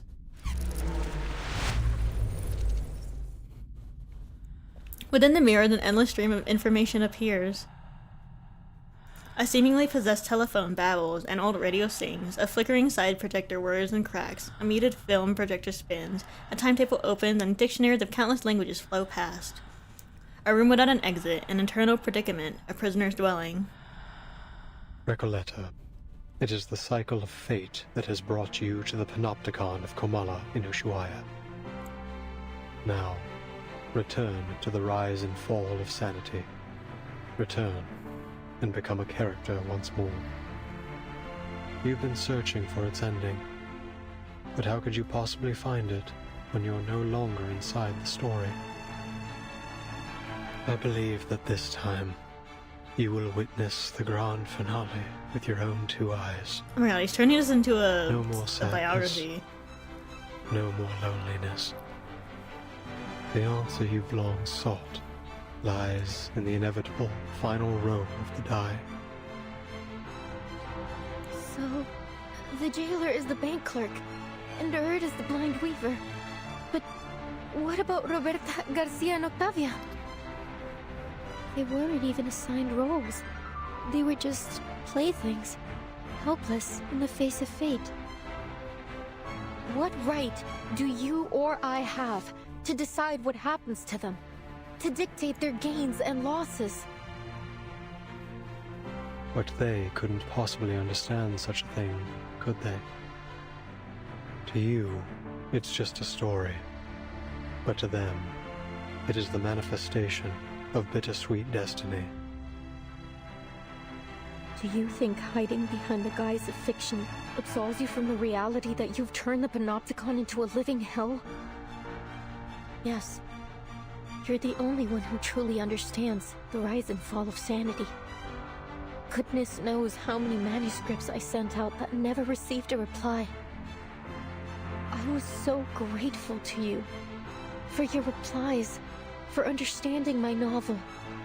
Those things were more precious to me than any sunrise over the Andes. Had I known that your feedback was created in such a way, and at such a cost, I would have preferred not to receive it at all. Don't you get it? Even if they don't understand my novel, the people I meet are still my friends. Whether we took a long journey together, or we simply chatted for a few hours. We formed an inseparable, miraculous bond. They're a part of me. How could you treat them like fictional characters? It's disrespectful to my work, and to life itself. The writer's resistance is so sharp that it cuts through Alif's carefully constructed labyrinth easily. But you raised the question yourself. Why do you resist receiving its answer? He lowers his head, and for the first time, cracks appear on that indestructible mask. Flashbang. Whoa. They're always like this, aren't they? They throw a question at you, only to abandon it along with the fading of the era. This storm will spare no one. You've known it all along, Alice. Only the timeless Panopticon can maintain control. The all-seeing tower. The perfect governing system. What a hopeless fool you are, Merlin. Haven't you heard what they say? There is no need to build a labyrinth when the whole world already is one. Your meaningless questions will be swept away by the tides of time, only to resurface on the shores of our minds once more. We've seen it happen, over and over again. Surely you've realized by now that the only true meaning can be found in literature. For over a century, literature has remained the singular, ultimate answer. This lonely cowboy is simply feeling lost at the moment. Spare us your ramblings, my dear. You're wasting our time. Enough. The dye that reflects the heart can no longer bear its weight as it glows from within the burning fissures. On the surrounding mirrors, countless reflections of Alif appear, each wearing a different face. They crowd into the room as a flood of ghosts. Aleph seems to be in a terrible state. Oh my gosh. We have to be careful. Something isn't right about that dye. Oh my goodness. He became the villain. Stop giving me this team. I swear to God. I don't like the sound effects. Ugh. What the heck is that noise? Holy crap. Holy crap! I have all the essentials for writing poetry. You, me, Oh my God. Go ahead. Keep the story going. Carry it through until we finally feel the sweet gratification of the ending. Okay, peak music. Your endeavors are doomed to fail. There's only madness in literature and art, not transcendentality. Pop off. Get it ready, aim. Truthfully, I don't entirely know what's going on. A truly villainous moment, fresh from the crucible. Let me. Okay, but I don't think there was anything entirely wrong with Alep's Spanish. I just think it was a little silly. A tad. So funny. Good for him. Good for him. Speaking multiple languages is so freaking hard. My god. I'm a fan of my work, I take it. Losing my patience. Although it would be kind of silly to hear Alep speaking in Dutch. This is going to be a crowd pleaser. Más allá del concepto, the show's on. Plante. El camino a Tlon. When Doris asks what Rekka what literature means, or she responds, she's like a kid looking through a kaleidoscope. Right. I remember that. Oh my god, the kaleidoscope effect is so cool though. But I think the first time it showed was Idealist, right? Because he had the die for a while. Those little details are so neat. Oh my goodness. Sorry, dude. You were kind of popping off there. Life or death.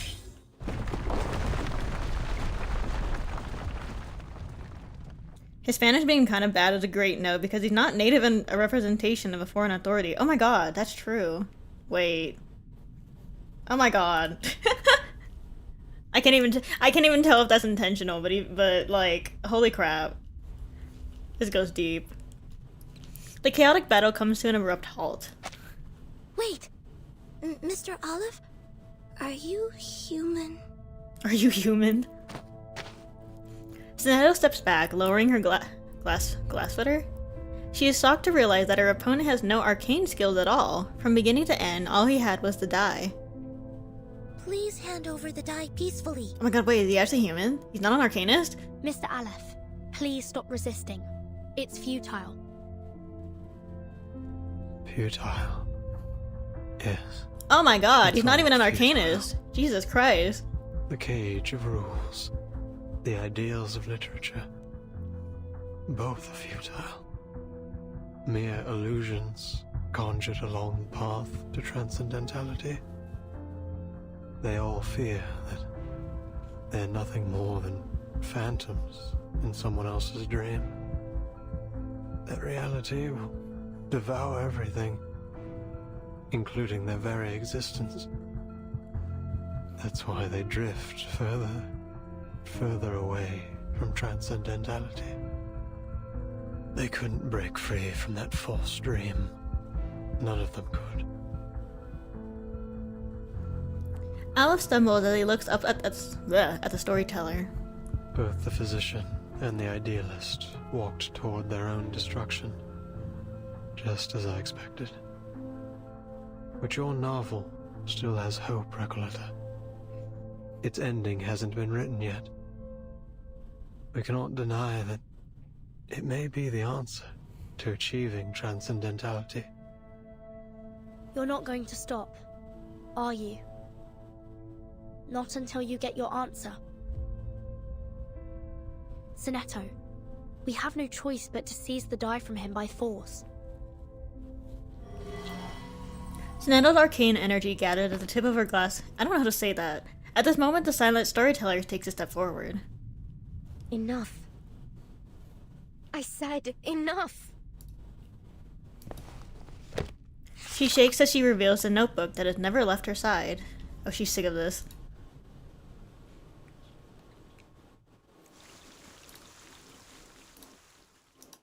My god. So Aleph has had influence on her novel since like even since the opening paragraphs. Holy crap. I was gonna say at the beginning of the note, like how much has Aleph influenced her novel? Cause like I was like surely like it was like closer to the end or like just like the beginning parts, middle parts. But no, it's like the whole my guy basically was ghostwriting her book Oh my god. Holy crap. And then he set up this giant stage to make an ending. What the hell? What the hell? I'd be pissed. I'd also be pissed. An unsent letter. Dear Miss Recoletta, I have completed reading the 6th edition of The Rise and Fall of Sanity, which you enclosed with your letter dated February 8, 1991. Below are some of my personal insights and suggestions for the story's direction. I believe we are nearing the conclusion, and I sincerely hope you never lose your passion for writing. Additionally, regarding the character of the Blind Weaver, the letter remains unfinished, as it appears the correspondent encountered an unforeseen interruption. He just wanted to see the ending. Oh my goodness. Most important thing, Aleph is not answering questions for others, he's using them to find his answer. A man with infinite answers but no questions. Put it simply, reverse kind of this. He's ChatGPT! Oh my god. That's hilarious. He's... Oh my god. He... you know those people in fandoms who, like, write their own ending to like, a media that they like because either it's unfinished or they don't like the ending? That's what this is reminding me of. Oh my goodness. He just wants to see the ending too.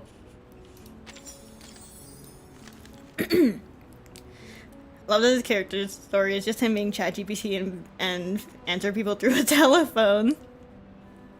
Yeah, Aleph is just an AO3 writer, actually.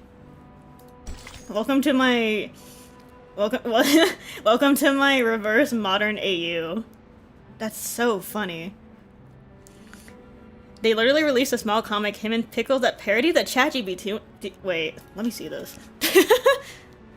Let me find this.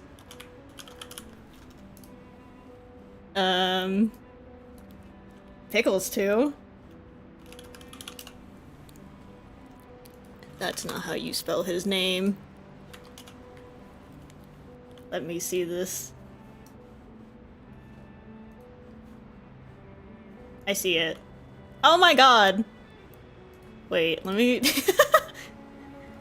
let me put this on the stream.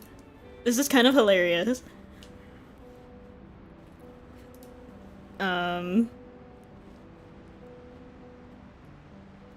It's in Chinese. It's not been translated, I don't think. But it's really funny. Just looking at it. Oh, that's too big. Look at oh my god! This is so goofy! It is translated? Cause I only have the... I can only find the Chinese version. Wait, this is hilarious. Oh my god, look at Marcus. It's a sopping wet cat. Sorry, I know he... I love turning the most serious characters into a silly little joke. But like, the devs kind of did it themselves, so... So goofy. I don't know, I truly think that he also just wants to see the ending as well. Although of course his methods are, let's call them questionable. Let's call them very questionable methods. I mean, how many people, oh my god, how many people died in this prison? Jesus Christ. That's awful. 1 second. My coffee. No more coffee.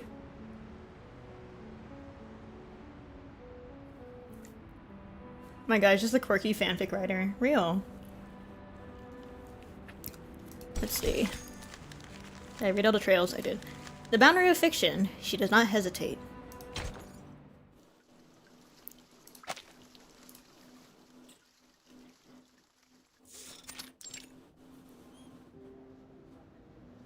Ooh.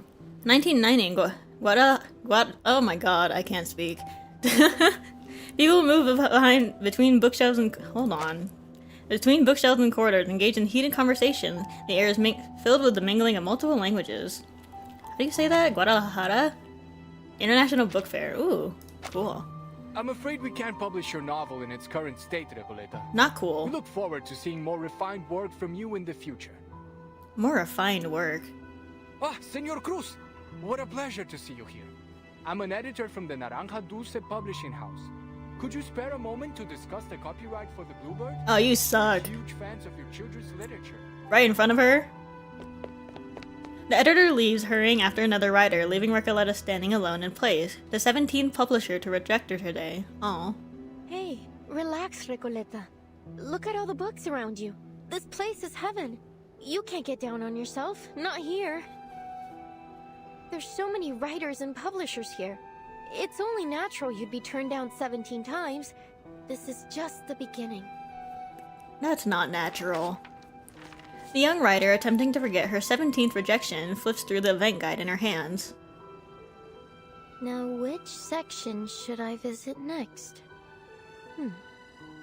Oh, this brochure might help. She turns to the last page of the thick handbook, where all the invited authors and their contact details are listed. Estupendo. An exchange of ideas between writers. Nothing could be more incredible than that. I recall James Joyce was inspired by a letter he received from Henrik Ibsen. So, maybe what I need is to find someone to share my manuscript with. Oh, is this the start of it all? Who? Tadeo Emasums. Aleph. Averroes. What is that industrial sounding noise? Oh, thunder. A knock at the door interrupts her daydream. Oh, it's you, senor. Don't worry. I promise I'll catch up on the rent next month. Although I must say, this apartment's hardly worth the price. The cracks on the walls must date back to the last century. Make all the excuses you want, Ingrid. If you don't pay the rent soon, you'll either end up in that crumbling colonial building on the corner or on the street, selling oranges at the San Telmo market. By the way, Julia told me you lost your job at the textile factory. You under some kind of can't work in one place for more than 3 months, curse or something, senorita? Oh, you don't even want to know about the terrible things that happened in that factory. All I did was lend the oppressed workers a hand. Bah, you're just like those college kids, full of hot air. Anyway, I am not here about the rent.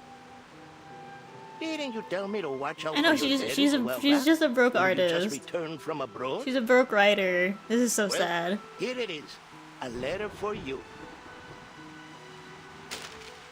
The girl freezes for a moment, then snatches the letter and slams the door shut, almost buzzing with excitement as she unfolds it.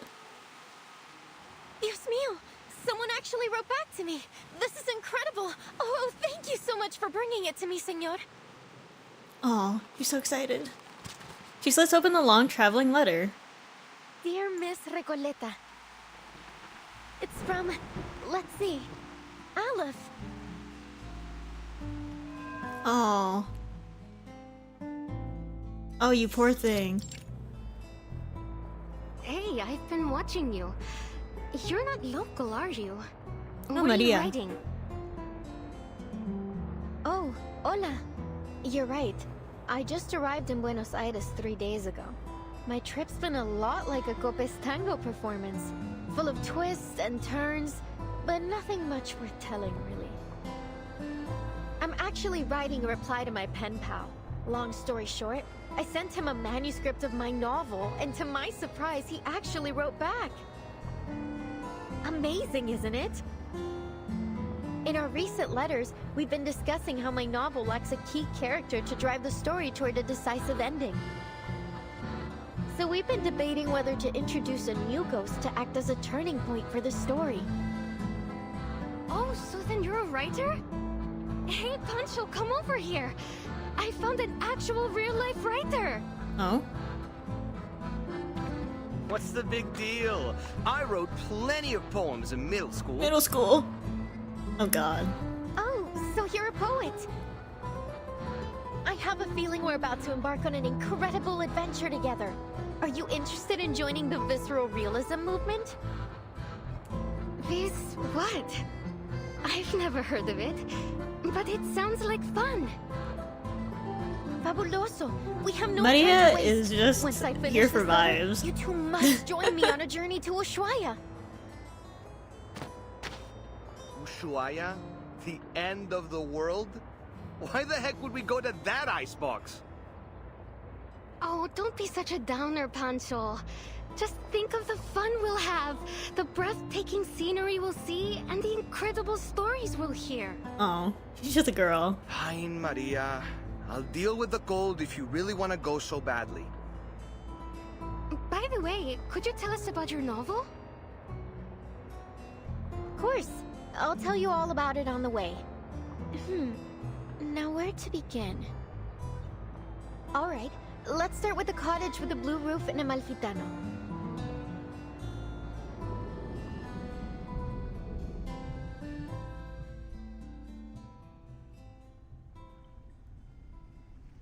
It's been 6 months since we first exchanged letters.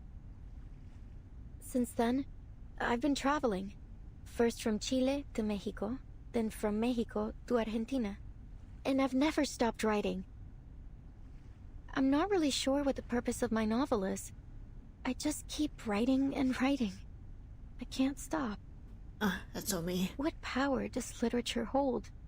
What responsibilities? Perhaps only by continuing to write will I understand one day. Arcoletta flips through her notebook, every turn of the page containing a different colored letter. After the long journey, these pages of letters form a faded riddle, their handwriting long since blurred. Aleph, you're right. I do want an ending to my novel. But not like this. You really have no idea, do you, Recoleta? Her only reader realizes she still has not grasped what is happening, forcing him to reveal a truth he has long concealed. Oh? The rise and fall of sanity is your story. What do you mean? You are a ghost, wandering this forsaken land, still striving to create a miracle. You are a wandering poet, born in Amalfitano, the foolishly brave protagonist of the story, and the embodiment of the author herself. A reflection, yes. The author, no. You are simply a figment of her imagination, a manifestation of her dream to wander. Have you not realized it? The literary pursuits and romantic adventures you described, they are merely faded memories from 1975. Huh? The poets who joined the visceral realism movement with you left Latin America long ago. Faded memories. As for the novel, it's yours now. A story you're writing. A story about yourself. Your departure has turned Amalfitano into a ghost town. The characters have lost their connection to you. They're gradually fading away. If the novel is destroyed, you too will cease to exist. What? Wait. This is... Miss Recoleta? Is what he said true? I know you never lie, pen pal. In your first letter, you told me that a character's role in fate must be determined from the outset and consistently adhered to throughout the story.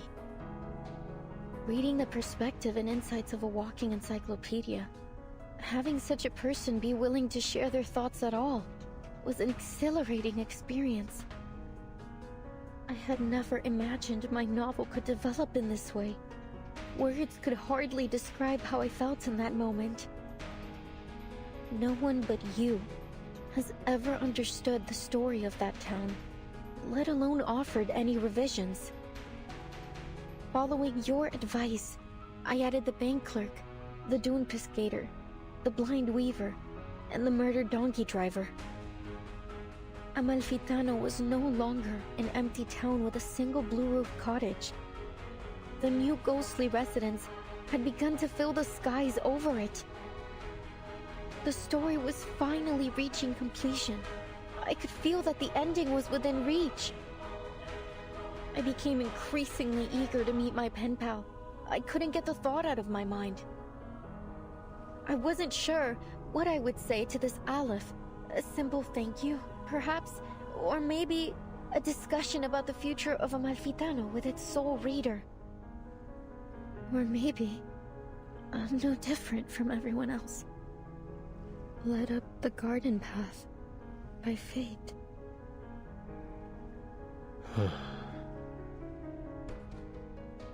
But even if I am a ghost, as you say, an incarnation of someone else, a fictional being, so what? My resolve will not waver, even if my existence is bound to fade away. Because this isn't what literature is supposed to be. You once told me there isn't an ounce of reality in fiction, only voids and glorified lies. Let me tell you this. Whether real or fictional, corporeal or intangible, I have accepted my existence. Now, let's put a stop to this, Aleph.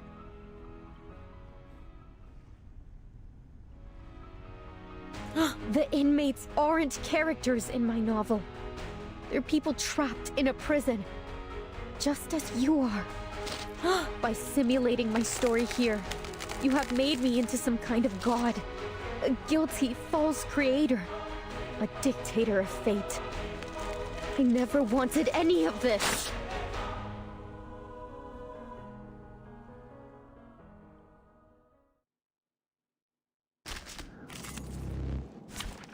What the hell? What the hell? What? Oh my god. Oh my god! Wait. That's crazy. What the heck? What the crap? Oh my god. Wait, so she's not an Awaken? That's what I was thinking. Hold on. What were you guys saying? La frecuencia perfecta. La admirable aleatoriedad del destino. Like Lucy being an embodiment of progress, Recoleta is an embodiment of literature. She's a self-insert of the original authors. Why she can't finish the story because the book was unfinished. She's more a golem like Darley Clatt. Okay. She was manifested by an individual. Okay. I see. Oh my god. Wait. That... Her ripping the novel? Oh my god. Creo que lo he encontrado. La fuente del dado de Babilonia. Las deudas de los muertos. Esas facturas. Todas han sido hechas trizas. Ya no estoy atrapado. Is that the bank clerk?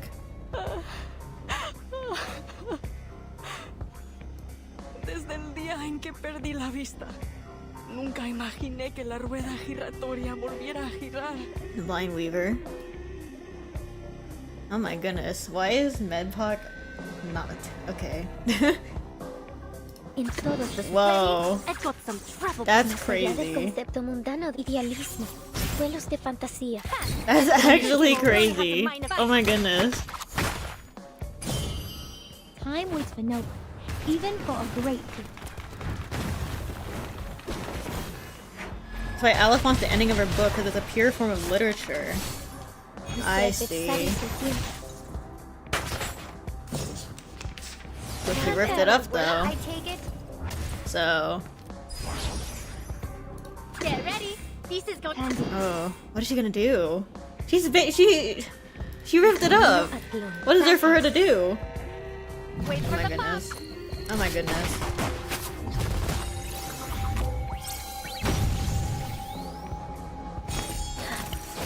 How do the golems work?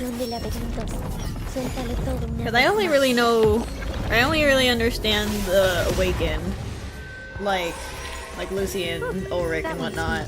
Exactly. But I'm not familiar with like I thought that Darly Clatter is also just like a regular old Awakened. Hang on. So I hear Suitcase Animal isn't a real animal, it's a ghost.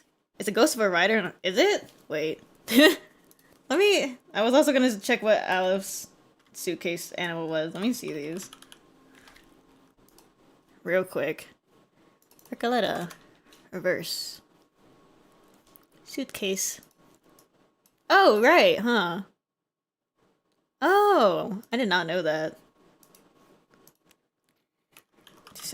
me with my Recoletta main DPS, so I never see her Suitcase Animal.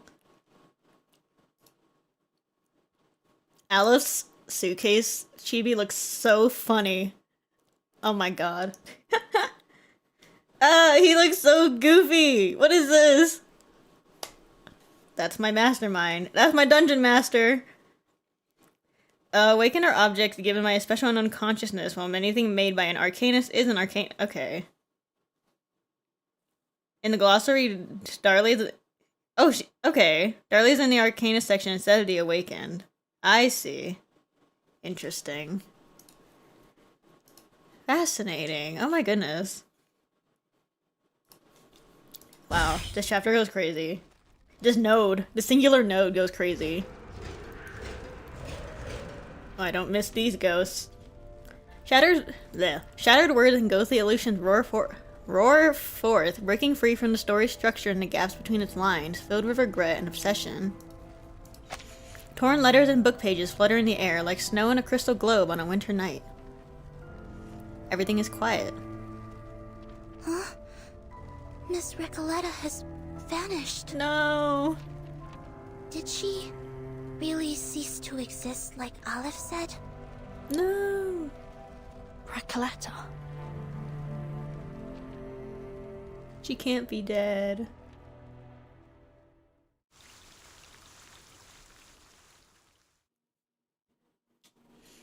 Oh my goodness. Oh my goodness. What the heck? Book Fair Guide. B Section Works Guide. The Bluebird, Watson Cruz, Children's Literature. Oh, that's the guy that the editor was chasing. Editor's Review. A children's book, but not just for children. Visiting. Viewing the world from a different perspective reveals an entirely new reality. 2. Fox Beneath the Sky. Tadeo, Social Literature. Editor's Review.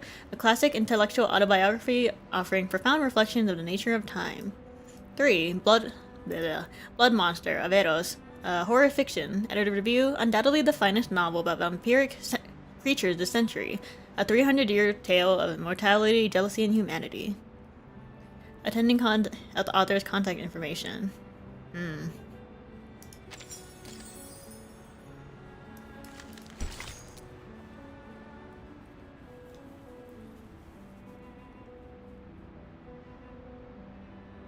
Taking my coffee in little sips.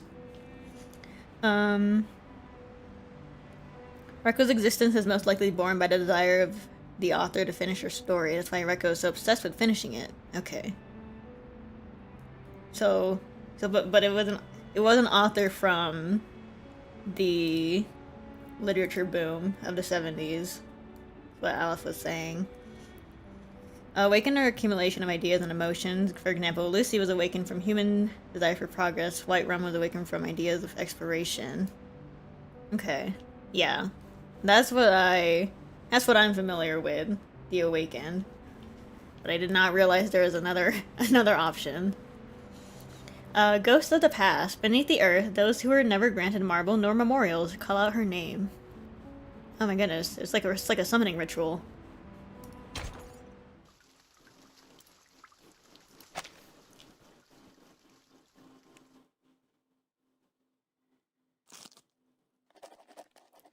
Oh, don't make me read. Hey. Okay. Maybe.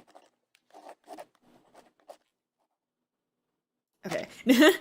On an unknown night, the wind carries the cold desolation of the desert. In a cottage with a blue roof, a girl dreams of a circular prison. Then she wakes. Wait, give me back Recoleta narrator. Qué sueño. There we go. Más Oh my goodness. extraño. El sabor de la realidad. Tan amargo y triste. Pero lleno de pensamiento dialéctico. Tal vez la gente del panóptico reflejaba mis pensamientos internos. She looks around, surveying the cobwebbed corners where stacks of manuscripts have piled up to the ceiling and over empty ink bottles, collecting dust. Entonces realmente soy un personaje en la novela. La misteriosa cabaña con el techo azul fue mi hogar todo el tiempo. Entonces, It doesn't seem los too rumores bothered que by los it. fantasmas propagaron eran realmente eso. Rumores. The young writer steps out of her home and into the streets of a familiar yet foreign desert town. Countless nameless characters and ghosts arrive upon hearing the news, filling the roads and skies. Bienvenida de nuevo a Amalfitano, querida escritora. Gracias, querido ícono del capitalismo. Pero, ¿no desgarré esta novela en pedazos? A woman wearing a peculiar hat steps forward. Verás, Amalfitano es una dimensión más allá de la vida y la muerte. Este pueblo es un reflejo de tus pensamientos internos. Es incorpóreo. No puedes desgarrar algo incorpóreo en pedazos. La literatura es infinita y atemporal, como un río que fluye a través de la vida y la muerte. No me extraña que seas mi personaje favorito. Nunca dejas de iluminarme. Desafortunadamente, la literatura es una vocación peligrosa e inútil. Nadie entiende realmente, ni siquiera recuerda tu trabajo. ¿Recuerdas el dicho?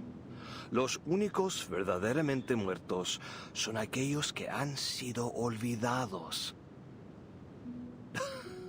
Recoleta, desaparecerás para siempre si dejas a Amalfitano otra vez.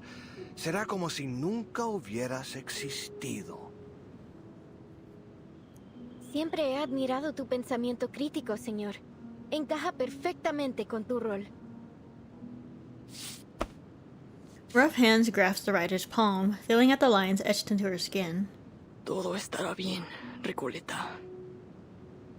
Lo que sea que haya pasado, ahora has regresado. Eso es lo que importa. El dado de Babilonia rodará de nuevo. Y cada uno de nosotros obtendrá nuestros finales. The crowd erupts in cheers. Así es. Resuelve el asesinato en el bar y pon mi alma en paz. Libera al pueblo de la locura infligida por el antiguo espíritu. Arregla la aleatoriedad del dado de Babilonia y aplana la frecuencia catastrófica.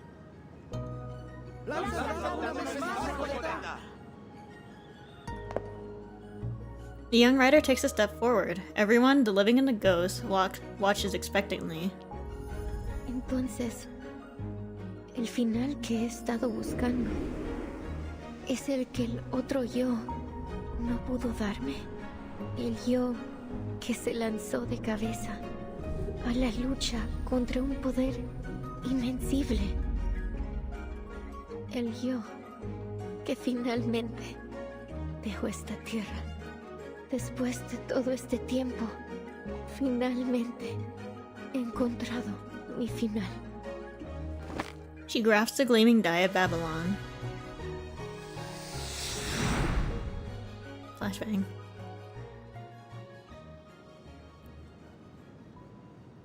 Solo un lanzamiento más y todo habrá terminado. Is that what she wants, though? Mi historia, mi pueblo, todo finalmente llegará a su fin. Pero el sueño sobre el panóptico también terminará, ¿verdad?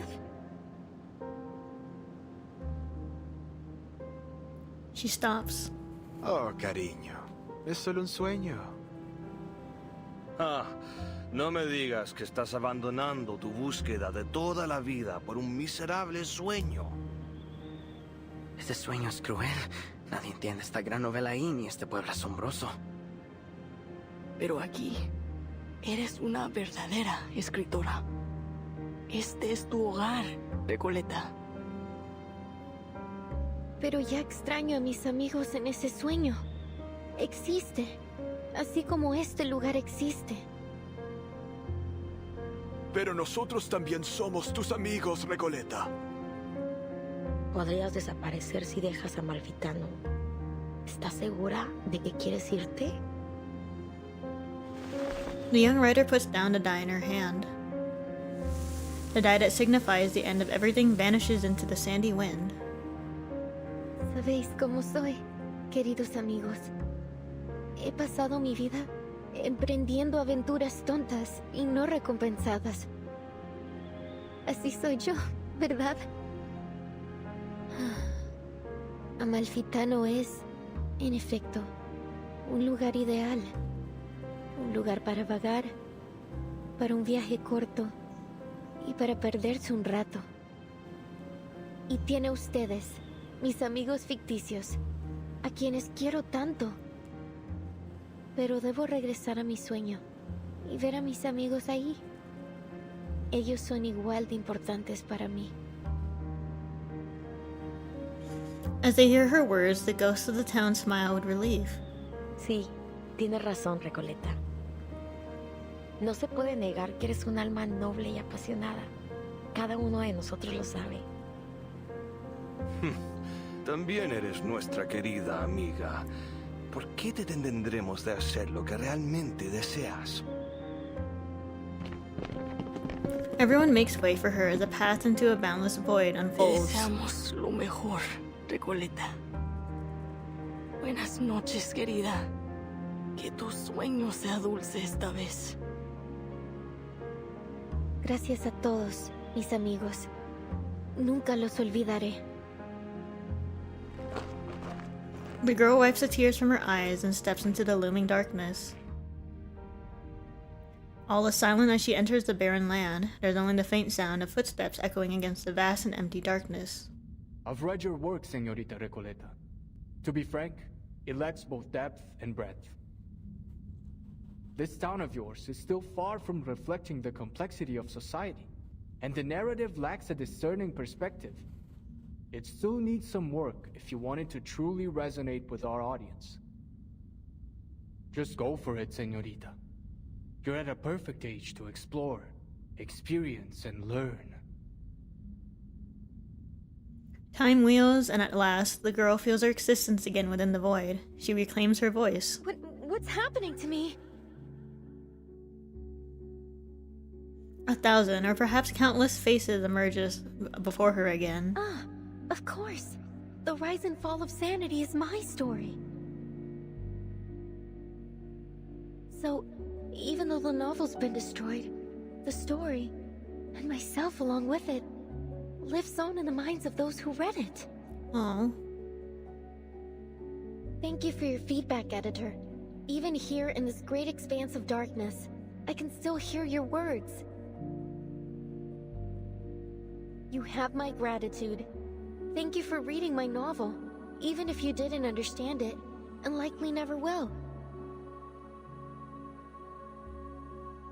She navigates a labyrinth of words in an endless expanse of mirrored waters, the darkness surging toward her like a rush of waves on a dark night, making her presence feel heavier.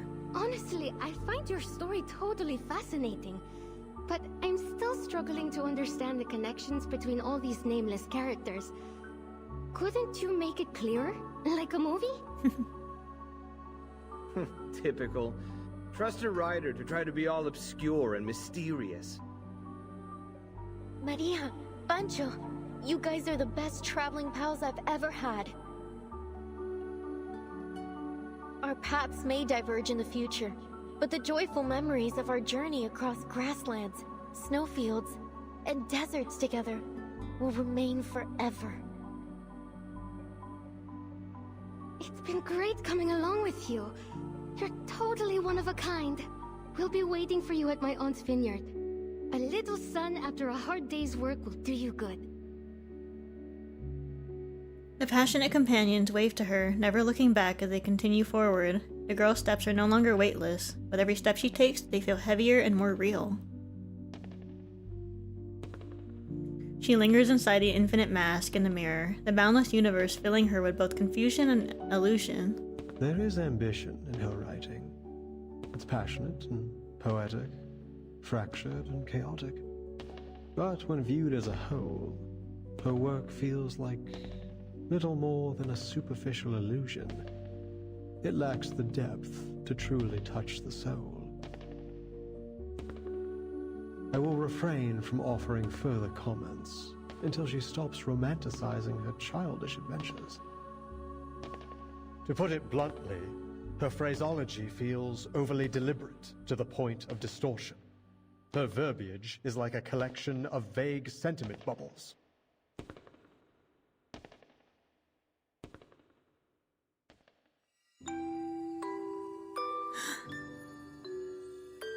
I see, Aleph. Then this is how you really feel about my novel? 1,000 readers will interpret a story 1,000 different ways. Some believe the text itself is dead, and it is the reader who gives it life. The truth cannot be fully conveyed through words alone. That said, I think The Rise and Fall of Sanity is a good story. Her heart skips a beat. Within this paradise that harbors the boundless histories and mysteries of humanity, she finally finds a mirror that okay. So the Eternal Paradise is a library of sorts. Just like I always imagined. Or is this just another reflection of my inner thoughts? I like it here. It's nice being surrounded by literature. But it's time to go back to reality.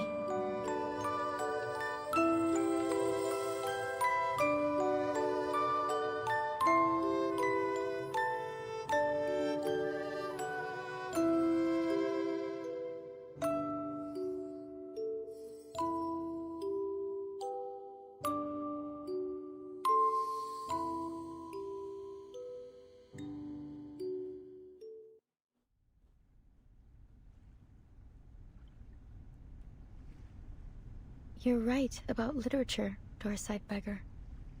It is a dangerous and futile calling, but I still believe in it.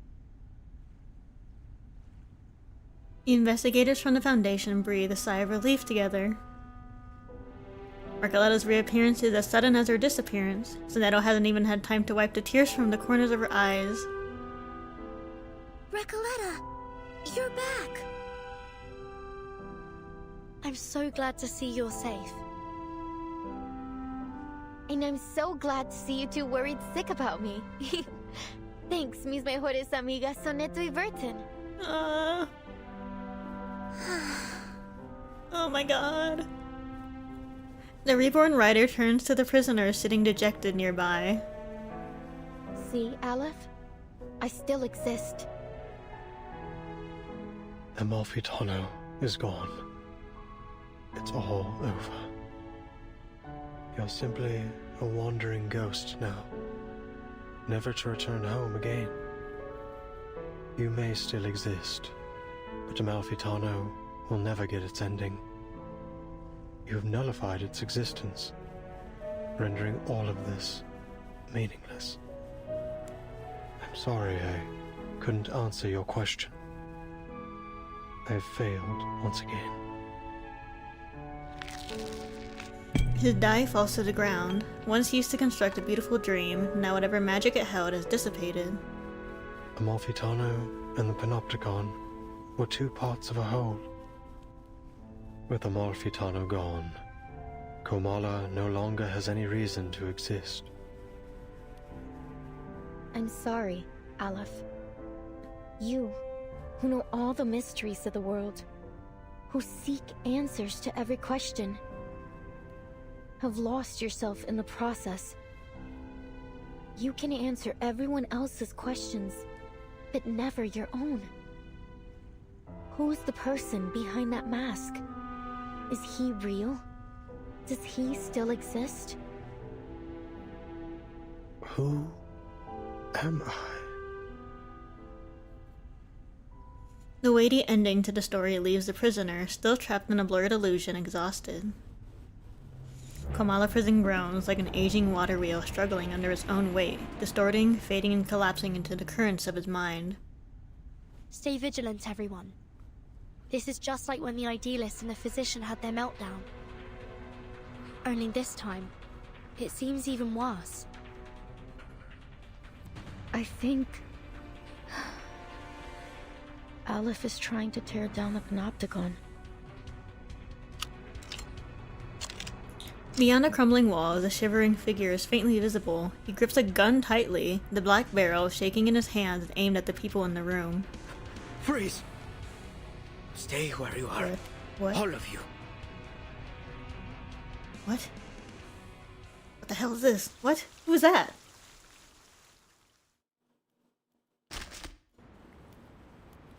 Okay. Oh my god, that was beautiful. Oh my god. The scene of her walking through the little library. Oh my god, that was so gorgeous. Oh my god. Never stop cooking. Hold on. Let's catch up. Let's catch up. Where did I stop reading chat? Reko is a single person's idea so strong made that it manifested. In a way, she's her author's daughter. That is kind of sweet. Aw. Love the fact that Reverse had a scene entirely in Spanish. Oh my god. I freaking love... one of my favorite things about Reverse is they fully embrace like multiple languages. It's so awesome. There's not enough games that do that. So good. Sorry for me. If only if only I knew enough Spanish to read the narration parts in Spanish, but alas. You can read this entire scene as her coming to terms with wanting to live for more than her mother's wishes, to be more than the self-insert. She found herself. That's so beautiful. I feel like there's a little... I don't know how, if they're as strong, but at least when it comes to Recoleta and Aleph, there are little hints to themes of identity that I quite like. I don't know. That's always the themes of identity are always in like media. They always get me. I don't know why. I don't have the brain power to psychoanalyze myself. So beautiful though. I always love stories like that.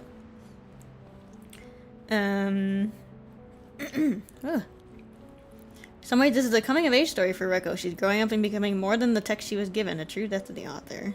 So good. Ah, Recoleta. I love you. I love her! Ah! I hate this game. Incredible. She's her own person now. Even if her town is dead, that's okay. She'll remember. Things are not truly dead if people remember them. Take a deep breath, soldier. The smoke's cleared now.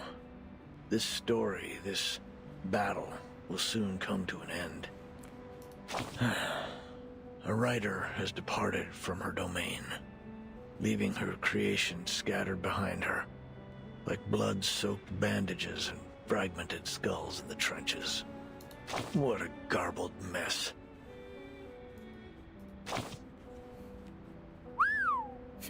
How wonderful for you. You know what? You should be the leader of the literature encryption communication team. Just arm yourself with a dictionary, and even enemies with 45 Maxim machine guns won't stand a chance against you. Thank you, Uncle. Because the poetry you recite will surely blow their minds. Well, it's all thanks to a certain writer, the embodiment of the wandering poet and traveler from Santiago to Buenos Aires. She impressed me with her precious experience as a cafe dishwasher and campground caretaker. What really rekindled my sense of humor was her seriousness about her literary pursuits. You'd understand what I mean if you'd ever heard a cheesy joke at a comrade's graveside. Drawing strength from her wanderings and rebellious exploits, she attempted to change society, wielding the sword of literature as a revolutionary intellectual and a leader of thought. Some would hail her as a battle angel of Latin America, with words as piercing as bullets and poems as powerful as tactical bombers. You stand firm in your beliefs, huh? Well, maybe that's a good thing. The commander has to trust their soldiers, or they'll be forced to surrender before long. Here, come closer. Let me tell you a secret. Many, if not all people, foolishly think it's the executioner who drops the guillotine blade, the powder that fires the bullet. While they're half right, they're substantially inaccurate. Craters on the battlefield aren't the result of bombs, but a clashing of ideologies. A trigger pulled long before the powder ever ignited in the barrel. As for literature, well, it's probably best not to buy too much into the Latin American boom. Forget about the status report from earlier. That said, at least there's one thing that's certain. Books can bite back, and they'll leave scars. Okay, Mr. I don't really care about poetry, Uncle. I see you. Oh my god.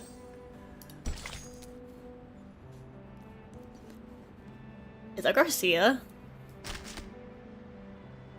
That's Garcia, isn't it? In Praise of Folly, a tiny boat adrift upon a sea of ideals, convinced that it has hoisted its sail.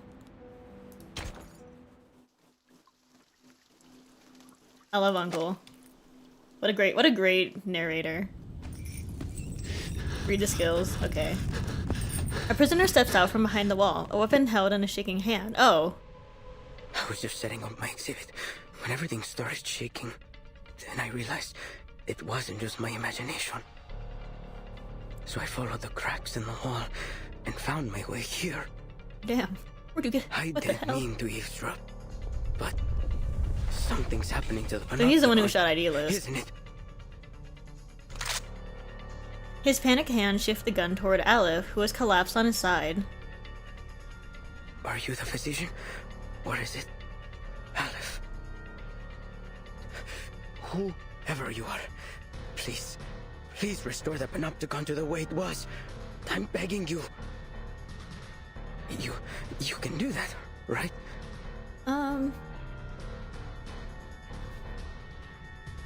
The mind that once created infinity now watches as it folds back into nothing before him. Why?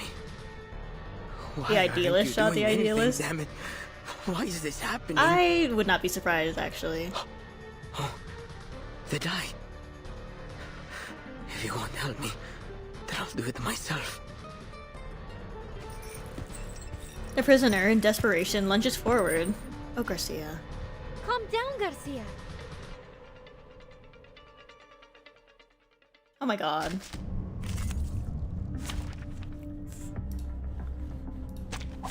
Nothing unexpected. Let's see these skills. What have you for me? Oh, just one? What the hell is that? What is this? What is this? Oh my god. I was like, oh, just one little buff. Not even an attack. What the crap? What do I do about this? Okay. Ready? Cool, Garcia. I've got some trouble brewing. Cosmología, filosofía clásica. Well, not that this is gonna do anything. Time waits for no one, even for a great thing. Like, all things about magical realism is unclear but filled with metaphor and symbolism. I've become a little fascinated with magical realism. Oh god. Well, I mean, he can't attack me. But like, what else am I gonna do if I can't attack him either? I don't know what to do. I guess just throw everything at him. Oh, okay. Cool. It's already over? What kind of buff is— that's a crazy buff.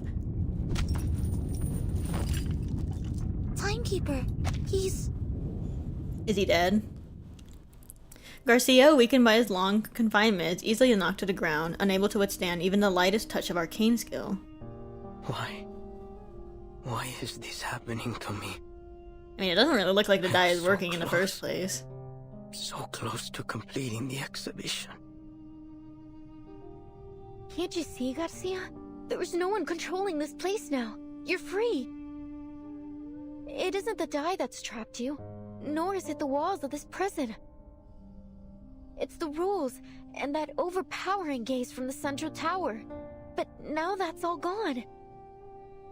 You can go outside. You can set up your exhibit anywhere you want. No need to stay stuck in this.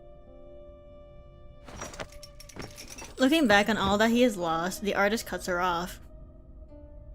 No, Señorita Recoleta. You've seen the world out there. You know as well as I that there's nowhere else I can go but here. This is the only place in the world where I can hold my exhibit. Aww. And you've ruined it. You've ruined everything.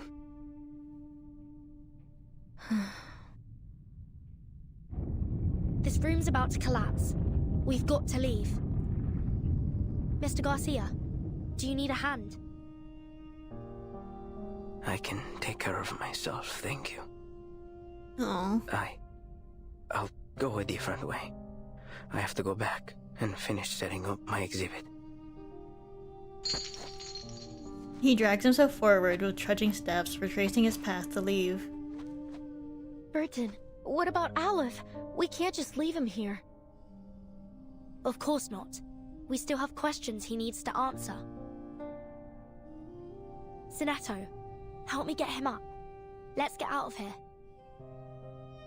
Yes, Timekeeper.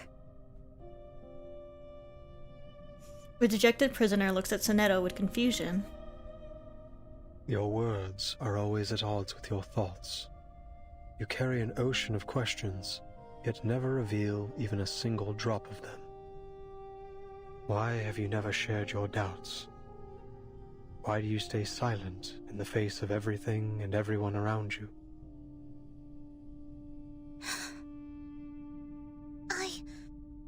I believe in my duty.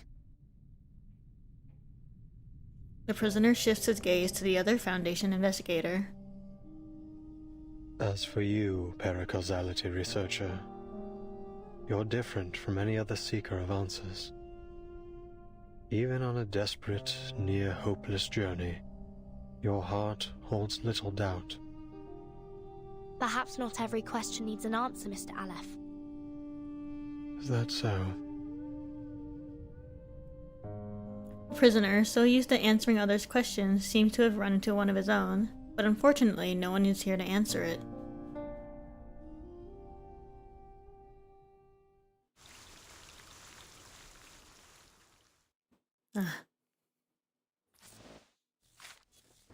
Man, oh my god, these poor prisoners, actually.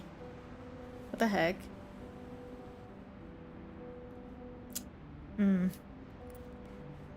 Was the prison really that bad? Remember, the outside world is who drew them all in here. That's true. Prison is maybe an inhumane human experiment, but it was also the only place that would let them express themselves. Safer in the devil you know than go out in freedom. Could not have put it better myself. Look. It's sinking. Yeah, what are they gonna Float do on the now? planks, and the fleeing prisoners are swimming toward the shore. Time to abandon ship. One that was exiled to a Feed me. desolate corner. It's both a prison and a sanitarium. Are any of your friends aboard? Offensive. Dregs of society. Human scum. Huh. These are the terms used to describe its... To be fair, they do lack discipline and independence. But that may well be a response to the heavy pain they've endured. Some theorists suggest that they're innocent victims, trapped in the confines between rationality and irrationality, defined and redefined by historians as they please. But let's ditch the theories and simplify things. The moment the shackled called madness was fastened around their necks, whether they were truly mentally ill or not. And now, the mad passengers are storming the shore. Why would I say that they're spreading their disease? That's not... I suppose it is. You can see the joy in their faces, even in the footprints they leave behind as they hop across the beach. Yes, freedom is favorable indeed. The freedom to squander our lives, to tramp. Let's dig deeper. Scavenge through the messy battlefield for dog tags.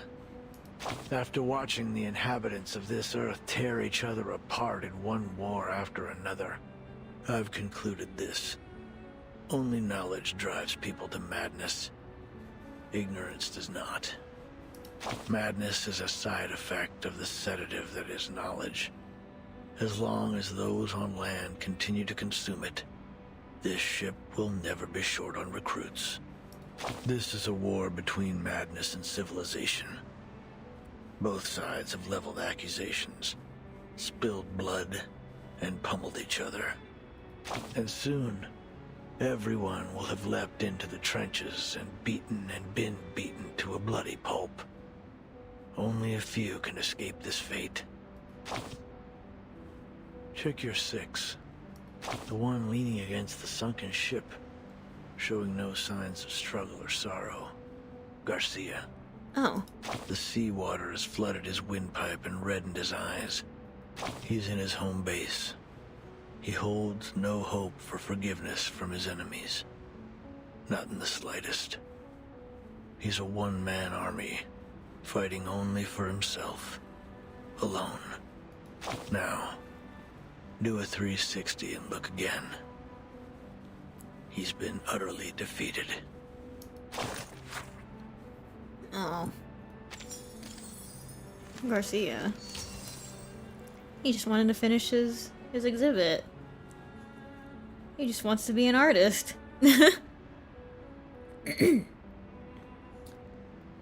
Also feels like the Panopticon being the idol of an audience that actually saw their work with no judgment. That's so tragic. The only place where they could express themselves was built on this. Oof. Aspects of madness. Dreams are the first and last dance partner of madness.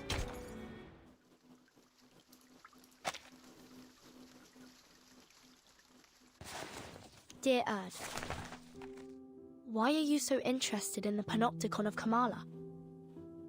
Dear Mr. Aleph, whether as a doctor or a writer, I simply cannot turn a blind eye to the friction around me. Especially the discord and injustice I have witnessed here in Kamala. Wow, they love doing that with Doris So, and Verdun, I will huh? ask of you a question. Is there any way to resolve the endless conflicts in this place?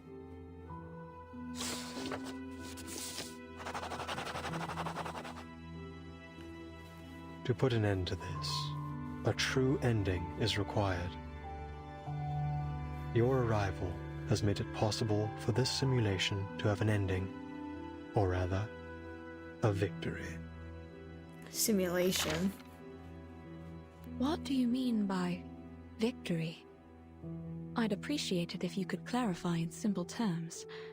If this victory comes at the cost of any inmate's life, I'm afraid I cannot accept it. I also have another question for you. If I leave, will the stories and conflicts here come to an end? Miss Grace of Manus Vindictae will grant you passage. But in any case, the cycle of history will continue to repeat itself in this prison, and in the entire world. The sins of humankind will not cease until veins turn to wires, flesh and bone to geometric shapes, and the world around us twists in the colors of an oil painting. I must say, your words have left me rather baffled. Fragments of the events you describe often appear in my dreams. Could it be that these things really happened? If that's the case, why can't I recall the details? Why am I left with only disconnected pieces?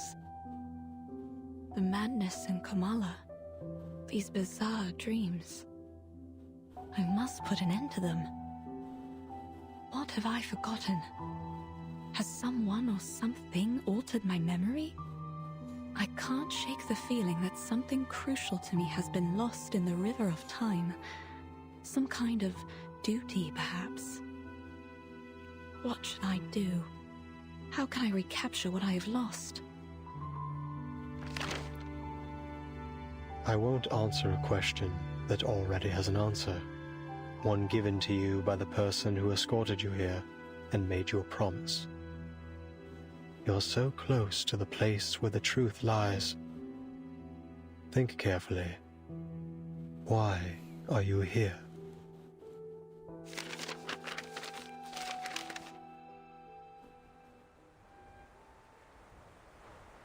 These letters we found have answered a great deal. But there's still something that isn't clear. Mr. Aleph, what exactly did the Manus promise Dr. Dorez? An era. A chance for her to remember her duty. An era? You helped her leave the Panopticon in the end. Where did she go? Momentarily roused from his dream, the prisoner looks blankly for a moment before his gaze drifts back toward a distant illusion. Southward. There, on the No Man's continent, Manus Vindictae is preparing to recreate the parable of the past and future. A glorious past and a glimmering future belonging to Arcanus. Dr. Dorez is deeply connected to this particular parable.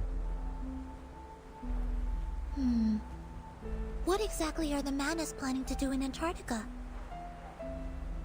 And why would Dr. Dorez go there voluntarily? The information revealed stirs unease in the hearts of the investigators from the Foundation. Mr. Aleph, when did Dr. Dorez depart? It was a day when both the clouds and sun were visible. A day when both the clouds and sun were visible. Could you be more specific? Pacific? You mean the time of day? His mind long ago lost any sense of time, a necessary exchange to make room for an infinite cosmos of words. He once again finds himself without an answer. When both clouds and the sun were visible. Hey, Vertin, I think I know. It was 3 days ago. Then Dr. Dorez wasn't going to Comala on the day I met her. She was leaving. She was headed to Antarctica. It was cloudy that afternoon, with a brief spell of sunshine, just like Aleph described. Then it hasn't been long since she left. Excellent news. 3 days. If we set off immediately, we might still catch up to her. But, based on the intel we gathered in Ushuaia, Manus Vindictae bombed the entire port 3 days ago. Clearly, they wanted to prevent any interference from the Foundation. It's unlikely we'll find any functioning ships there. I'll report the situation to the Buenos Aires branch. Timekeeper, I'm afraid we'll have to find another way to get there. I have a boat. Oh. Convenient. A small boat gifted by Manus Vindicte. During the past several storms, he has taken his boat, traveling to Antarctica at Manus Vindicte's invitation to evade the reversion. Oh, shoot. Could you lend it to us? The situation's urgent, Mr. Aleph.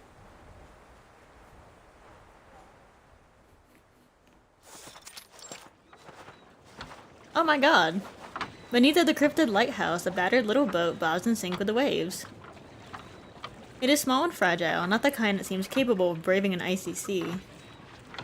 This boat will automatically take you to McMurdo Port, the landing point Manus Vindicte established by the shores of the Ross Sea. He has a boat. Snedo eyes the boat with skepticism, rightfully distrusting this advisor of Manus Vindicte. This looks like Manus technology. Its arcane energy source is highly unstable. Timekeeper, I suggest we wait for support in Ushuaia. We're back on a boat, everybody. I don't usually agree with Soneto, but I have to admit, I don't have much confidence that a boat this small can actually make it to Antarctica. Mr. Aleph, do you know anything about Manus Vindicte's ritual? How far has it progressed? The ritual could begin at any moment. I believe that's why they left Kamala.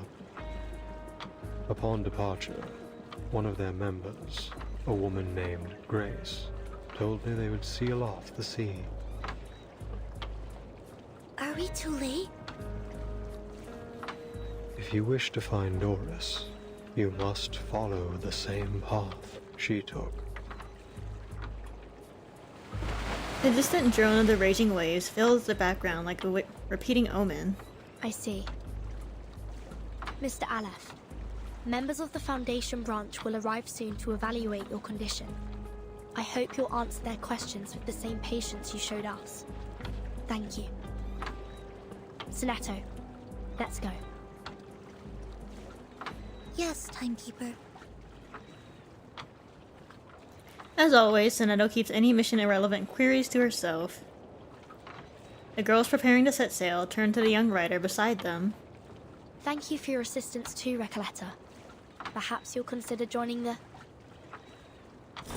A thunderous crash echoes from behind them, the sound of a collapsing building. Uh-oh. What was that?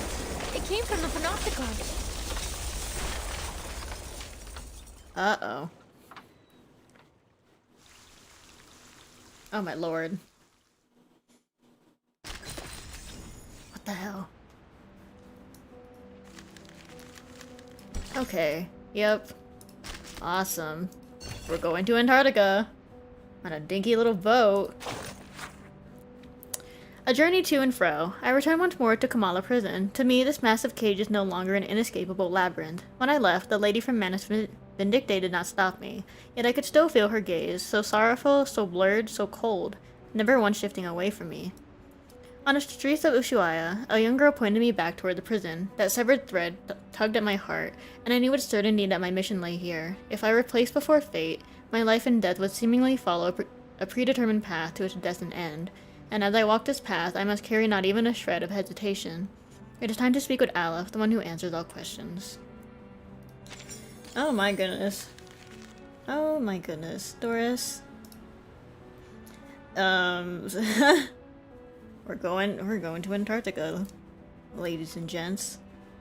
We're gonna see the penguins. The random penguins. That's still so funny. That like scene of Sophia with the freaking penguins. Like, why are they there? Vibes. Just purely for vibes. Can you recall Six's last advice from Martha? I do not remember. No, I do not remember at all. Please enlighten me.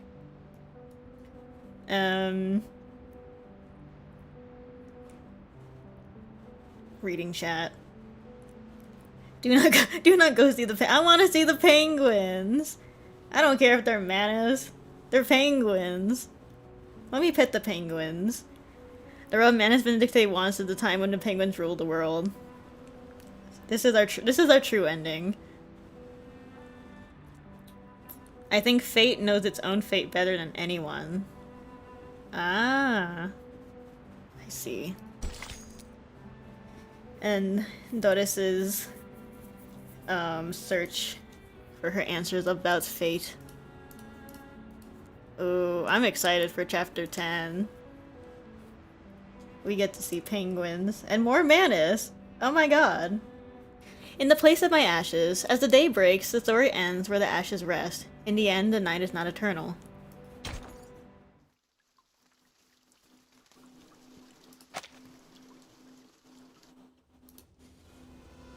Oh, Jesus. Blazing flames reflect in her eyes, just like the name of this island might suggest. A winter night stands, sentinel over a great conflagration of every brick of Kamala prison crumbles and falls.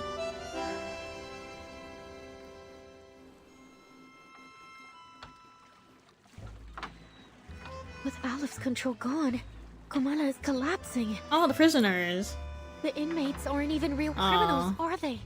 And they're still in there with no clue that they're no longer being watched from the central tower. I fear it's over for them. We have to go tell them. We have to get them to safety.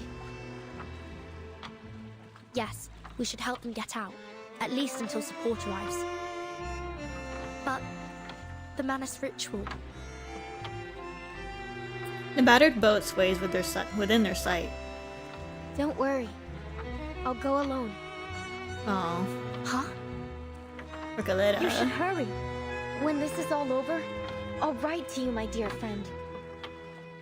During this journey together, our teamwork has been impeccable. So, you can trust me to do this. I'm not doing it just to help you or the organization you represent. I'm doing it because the inmates are my friends. Oh. Okay. I trust you. Take care of yourself, Recoleta. But if the storm truly is imminent, as Dr. Merlin said, then, Miss Recoleta, you... Zeneto, more familiar than anyone with the Foundation's exhaustive regulations, has no ready answer. She knows that in this era, before those arcanists who remain ignorant of the truth, she must watch her words. I don't quite understand what this storm is all about. But don't worry. A brand new adventure is the best thing that can happen to a writer. I'm scared. And I doubt it'll surpass the epic adventures we've shared over the past couple of days. I'm going to write everything, including the two of you, into my new novel. Aww. Then I'd like to be the first to read this new novel, if that's alright. Of course. Listen, I believe literature is like an endless, timeless river. So we'll meet again someday, somewhere. Probably in someone else's story. Who knows? She takes one last look at her new friends, feeling a longing as if they had known each other for decades. Then, without a backward glance, the girl sprints back to the burning ruins of the prison. Adios, mis queridos amigos. Adios. I'm scared. I'm scared for her.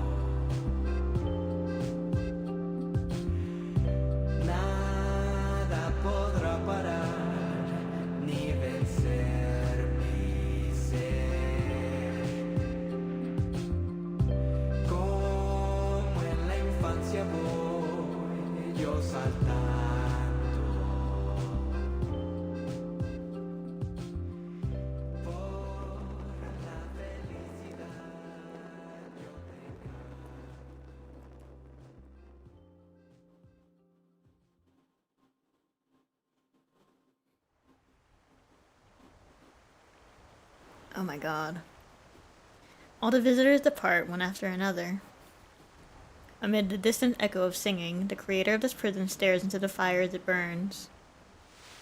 The moment holds for a time until a breathless jaguar appeared at the dock's edge, staring at the human before her with uncertainty. Dr. Merlin, you're Dr. Merlin, right? I finally found you. What on earth happened in the central tower? Right after I left, the whole Panopticon started collapsing. The tower's in ruin. I've been looking for you everywhere. Please, sir, come with me. It isn't safe. That won't be necessary. The snow is still falling, yet everything in the labyrinth has already gone up in flames.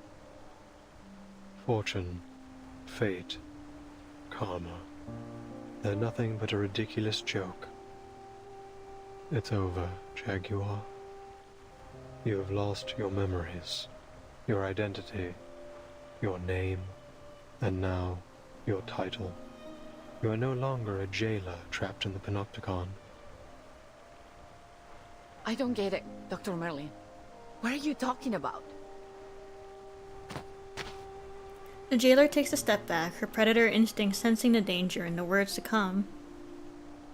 The damage may not be physical, but it threatens to shatter what little faith she has left to hold on to, and the life she has always known. I'm going back to Kamala. Order must be maintained. The prisoners mustn't be allowed to escape. From the burning building? Please, take care, Dr. Merlin. Oh.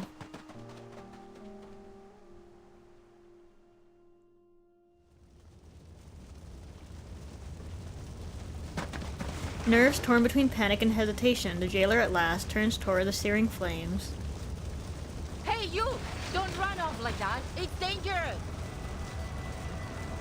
No one heeds their cries. One prisoner after another flees in terror, escaping the crumbling labyrinth. In deserts, in stars, in labyrinths!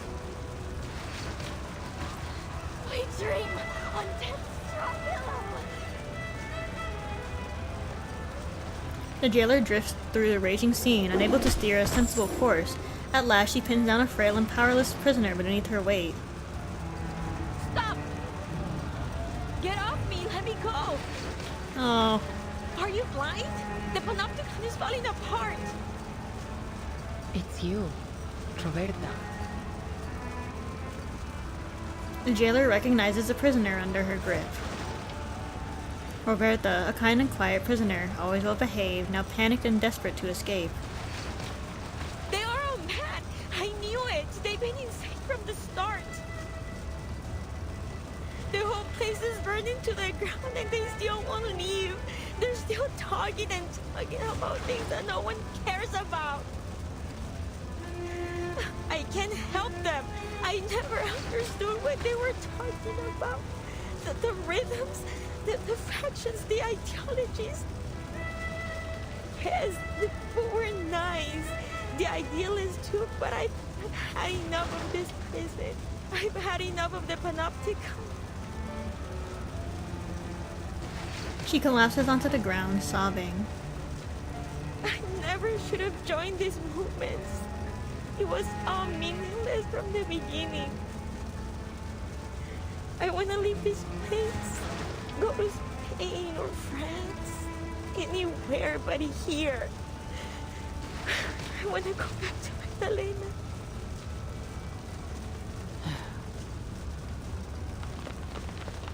The jaguar releases her grip, but at a backward glance, Roberta leaves.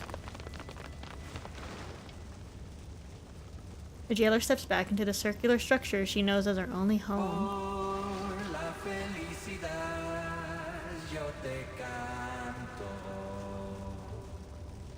Y por la libertad yo te canto.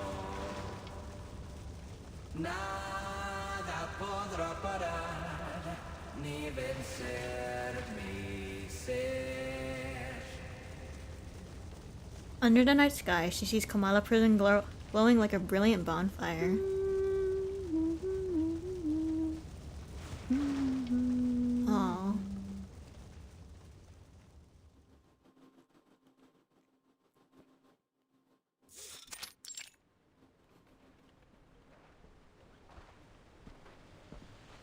But how does literature make you feel?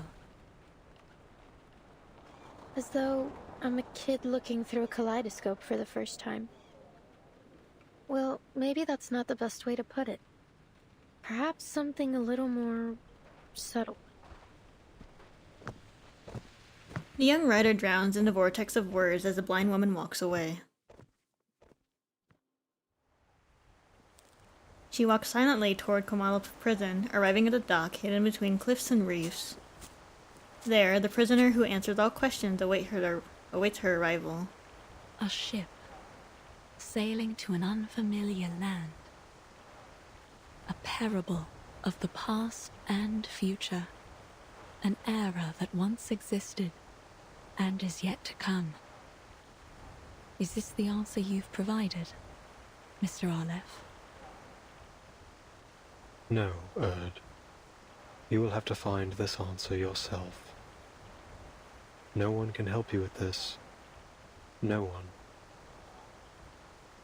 I see. Thank you, Mr. Aleph. I will remember what you've told me.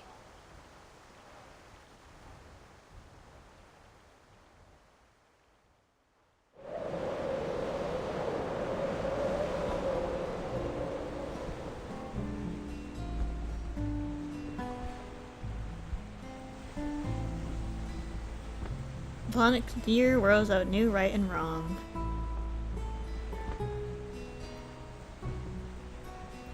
Whirls in the old instead.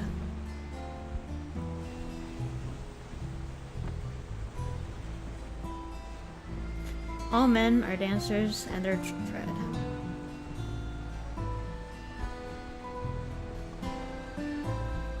Goes to the barbarous clangor of a gong.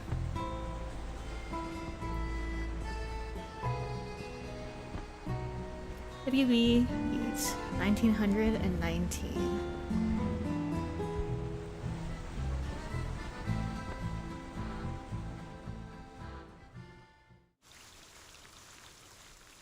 Oh my god, we made it. Whoa! Oh my god. Oh, what a roller coaster. Ugh!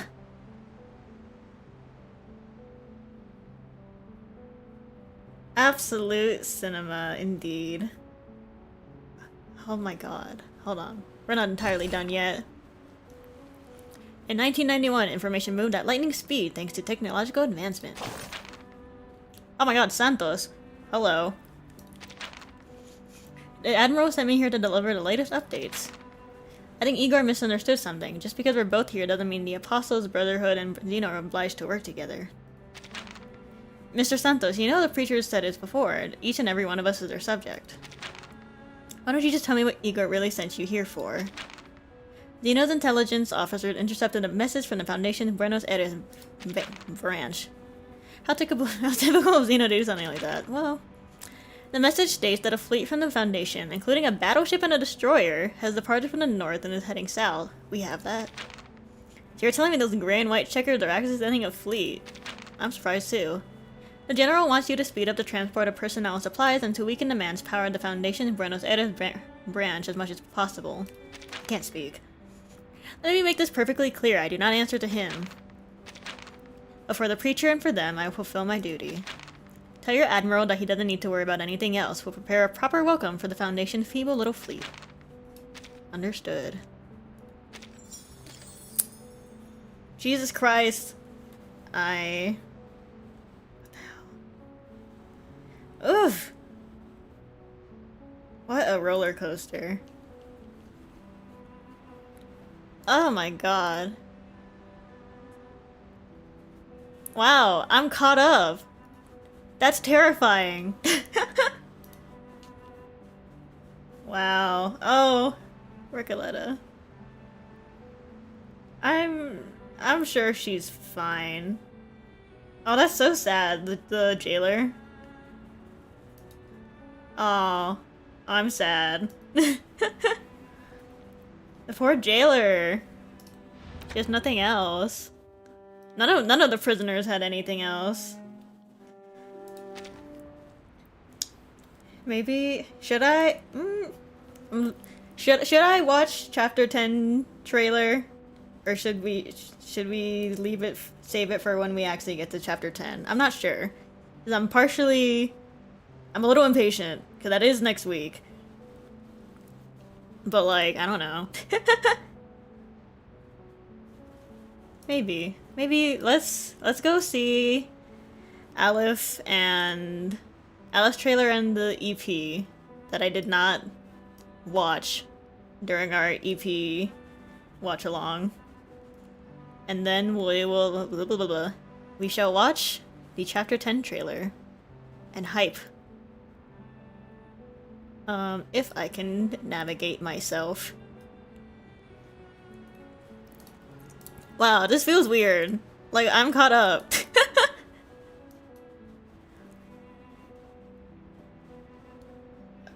This feels strange. Oh my goodness. Okay. Let me full screen this. Let's start with Aleph's trailer. Our tragic ChatGPT. It does feel a little bit like a speed run. And I think I said it last oopsies. See, I think I said it last stream that I was not initially planning on playing chapter 9 so soon, but then chapter 10 is coming out. Yeah, I do have a lot of events. I have a lot of events, and I also have a lot of character stories to go through. Like Wind Song. I still haven't read. Oh my god, I've been like, I would like open, the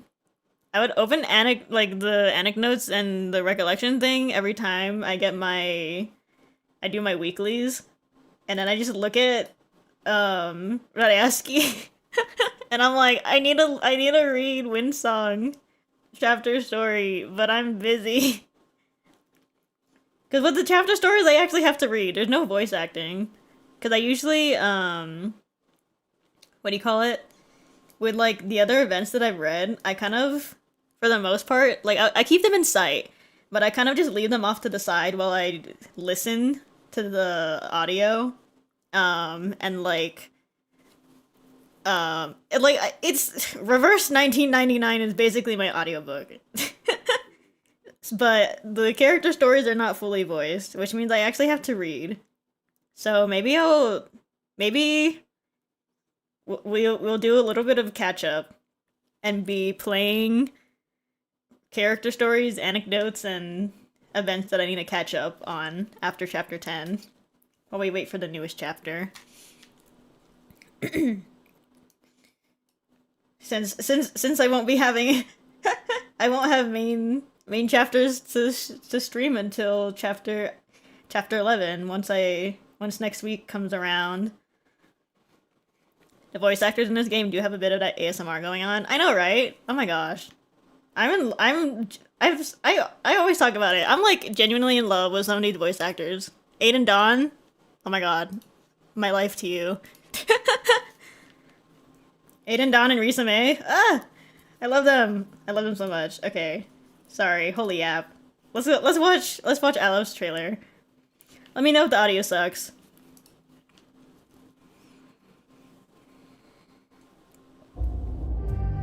I remember. Perhaps I'm the only man on Earth who does. The pattern Jaguar of print. every leaf. The placement of every sentence. Every crack in the wall. Every twitched nerve. The beginning of every collapse. No! Let go of me! I won't believe it, Aleph. Visceral realism will not die here. It can't. Shut it. You've wasted far too much time, and all for nothing. Oh my god. His range. That this prison is His the voice only actor's path range to is transcendentality. crazy. Memories endlessly flood my mind like an infinite garbage heap. Our efforts to reach transcendentality have come back to bite us. Olive. Finally, I've reached one end of the thread that runs through this labyrinth. Unassailable. Indisciplinable. Only literature can pave the way to transcendentality. The power of discipline has long flowed through people's veins. It is inescapable. The key to ultimate governance lies in this prison built by my own hand. Stop. Transcendentality has never been so close. No, what? Enough.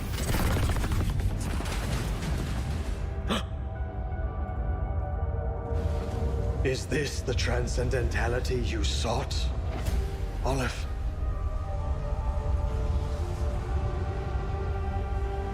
No. Just the foolish dream of an imprisoned soul. Boundless reality. I remember it all. Yet the ultimate truth still lies beyond my reach.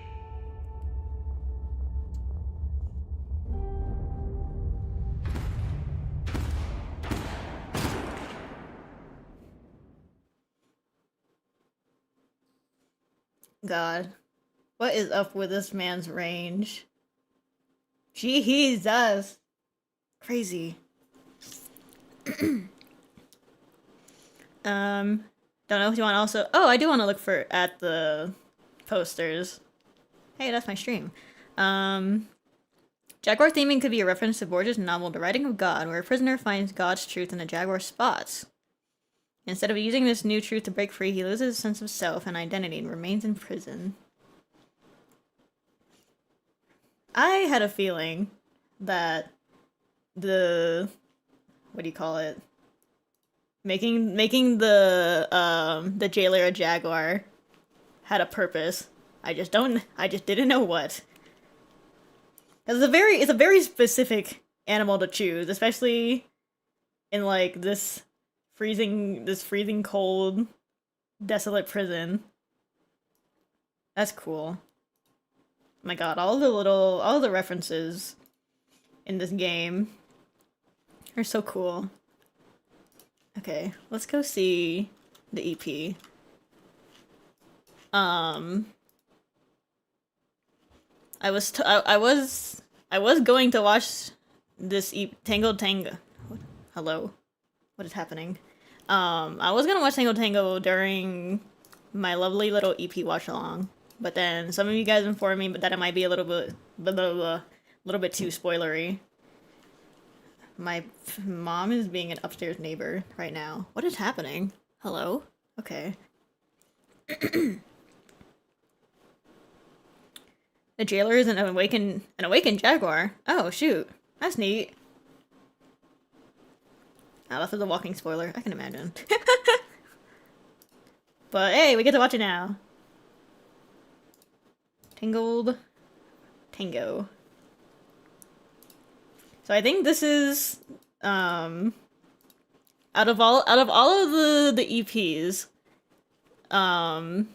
that I can watch from Reverse, I think this is the last one. Well, barring chapter 10 once that comes out. But I think this is the last one that I have not listened to yet. So, hype. Let's see.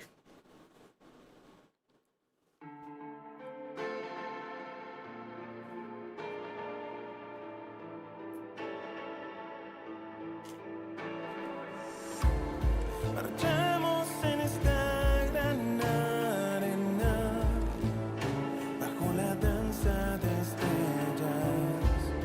Vagamos entre notas y huellas del tango que nos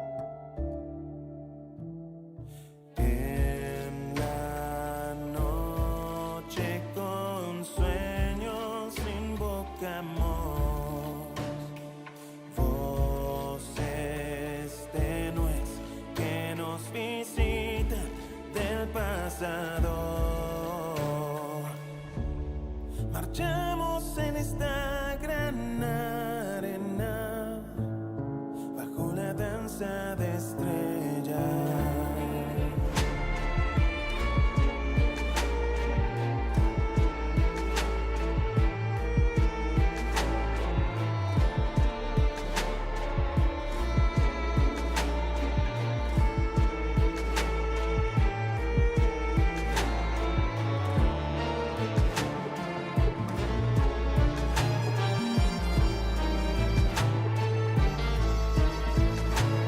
Oh, his shadow.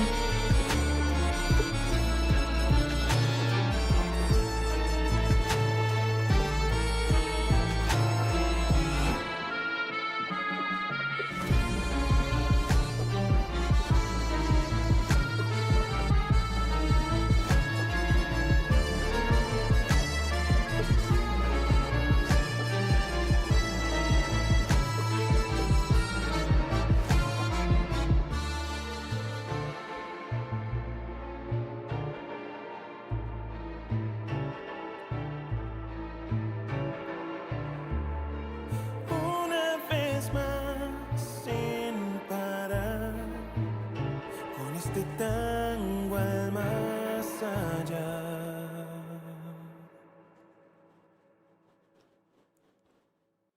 I like that a lot. That one's cool. Oh my gosh. Now we know, now we see why he's part of the impromptu band. Oh my god. I was considering pulling for him. But I wasn't sure. Cause I remember either the internet or somebody was telling me,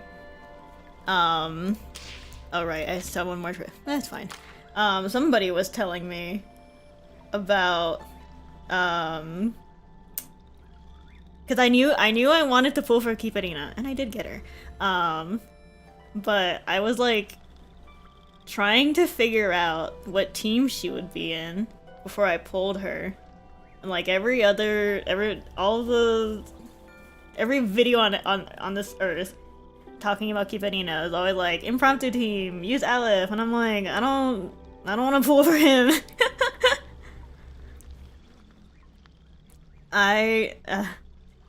Now I'm like, I mean, my impromptu team's not bad. Cause I have the main 3 girls, and we got Matilda, so it's fine. Viva la France. Fun fact, impromptu, and it's canon in the suitcase. Quote, Regulus invented invited by Lorelei, Voyager, and Kiparina, Barcarola, and Aleph's trio to form a band. Oh, wait, I think I remember that. That's so funny. Oh my god. Everybody thank Regulus. Making it canon. My lovely almost full star team.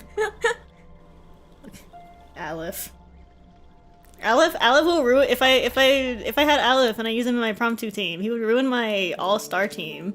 Look. He would ruin the aesthetic.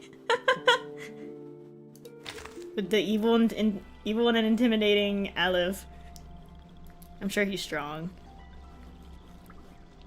Happening to get a full impromptu team without trying and is generally almost too strong. Hit 5 mil on the latest mains bulletin without trying. What the crap?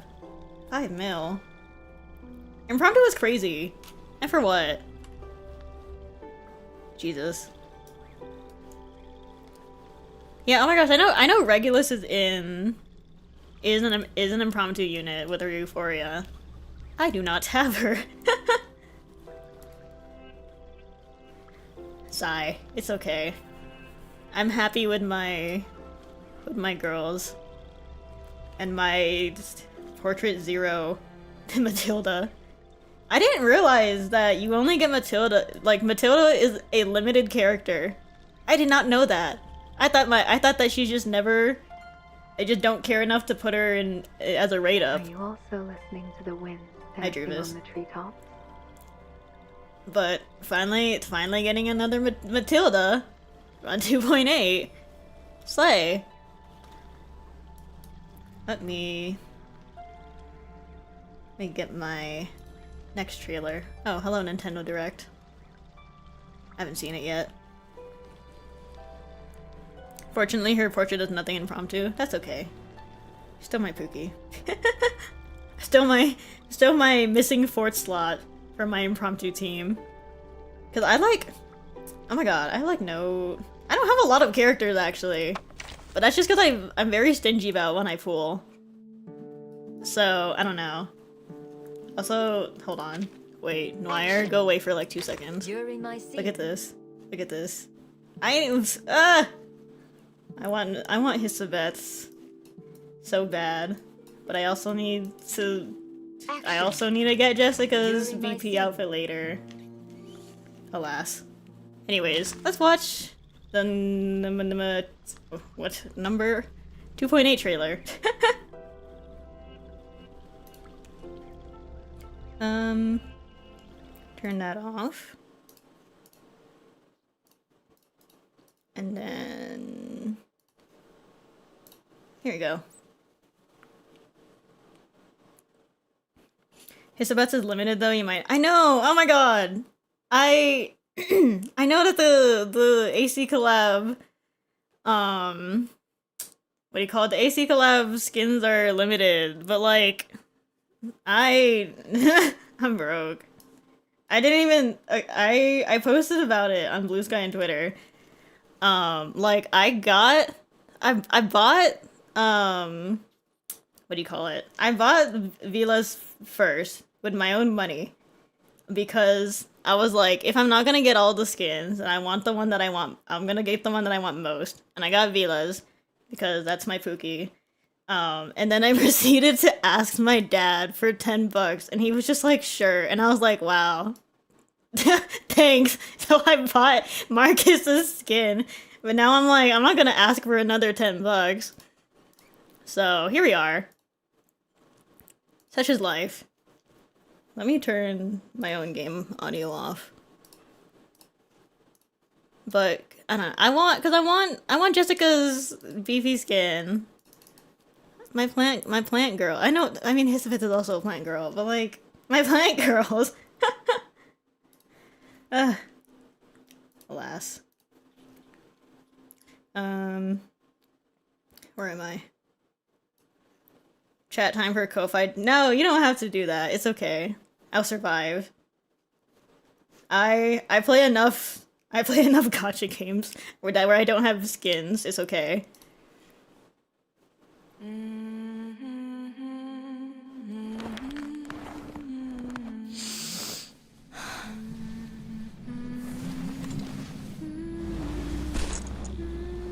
Pookie! Oh my god. I think I found her. The Mother Spirit slumbers to the south. I'm the only one left. What happened to your research team? How could traitors possibly serve them?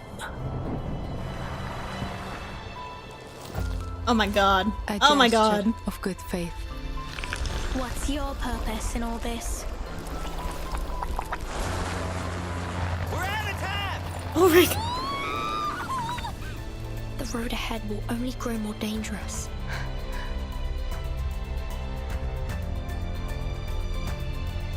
Nausicaa! Where are you going? At last, the moment has come. They shall lead us to the promised land. For the sufferer is returned.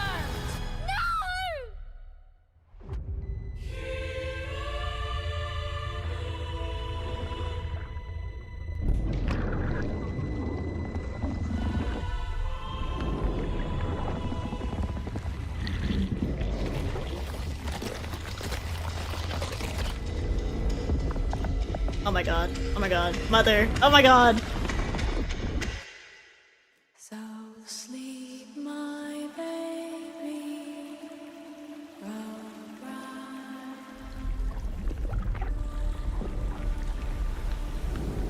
Mom! Oh my god. Oh my god. Oh my god. I'm glad I kept my face. Nobody speak and to my me. voice. my memories, my heart.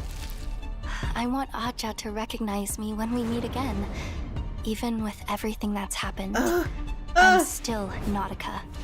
His little treasure. Crazy. That will never change. Every journey She said has mom. its challenges. So with After each that step, song that was I playing? urge myself to What the grow heck? stronger. What the heck? Braver, even more determined. That's why I'll never give up. Oh, I want Why Nautica. I'll never stop moving forward. Oh, I need her. Can I give everyone a ride on my back? I think I can handle it this time. Ammunition, tools, that her actual even the old stars animation? above seem No, it cold wasn't. and unyielding Was these it? days. What the But hell? your fireplace, it's warm. Makes this place feel like home. A perfect day to double down on physical training. Oh, mon dieu, Just I also kidding. want her. You are not my soldier, and we're not. That's in her the army. ult? Oh my Go god. ahead, enjoy the day. Mission complete. Oh, mon dieu's No ult is casualties. also cool. Glare, from my head. I'm sorry. Hey, that's I King. Had no idea. A quick coat of paint should do the trick, though some of our colleagues are quite particular about maintaining appearances. I suppose I'll just have to avoid direct sunlight for now. Why is he kind of chuny? I'm taking all the equipment. Can't pass up the chance. You see to how collect firsthand data fruity in a that real pose battle. was? People call me an arcanist, but shoot, ain't a squirrel just a squirrel? Just 'cause I got a larger tail and can talk English, don't mean I'm some kind of different breed. I mean, you don't look exactly like your mama, but you're still an arcanist, ain't you?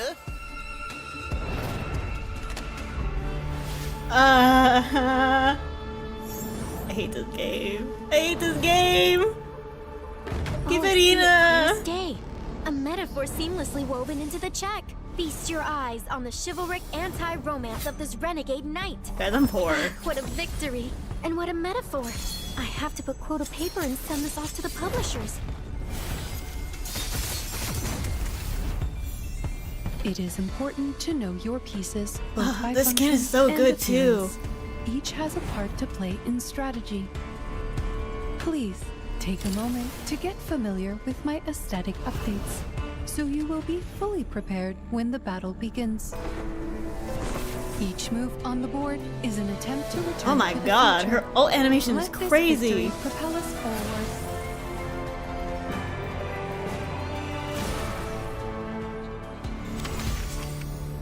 Oh my god, my queen, my girl, my baby. Looking for guidance from the astrolabe. Be my guest. Just don't go throwing it around like it's a shot put. Where is that budget hog hiding?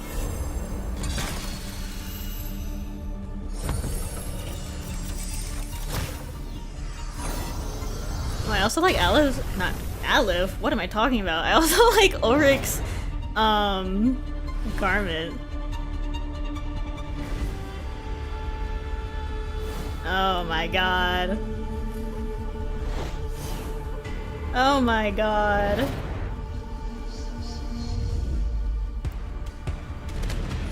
Guys. It's so over for me.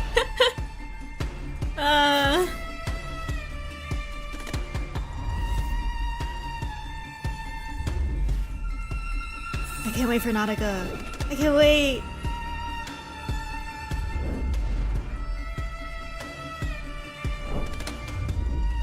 Matilda, peak, hype.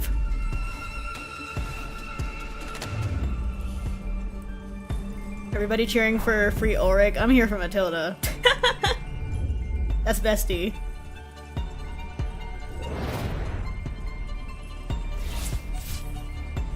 Ooh, oh my god, wait, I saw this. This is so cute. What do they call it in the game? The spell deck or something? Like the skin? It's so cute. Oh my gosh. Oh, there's the Jessica Euphoria. I forgot about that. Oh Jesus. I had to farm for that? God.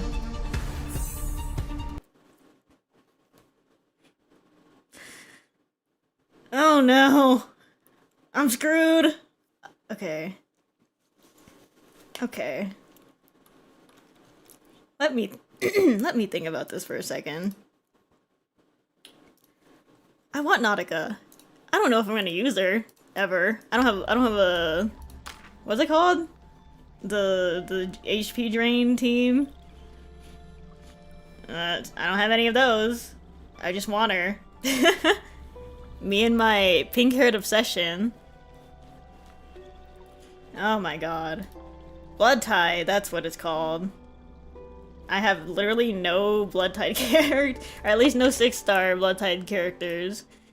So I don't know how I'm gonna use her that well. But I want her. Eternity, Semovis, and Ezra. Yeah, I don't have any of them.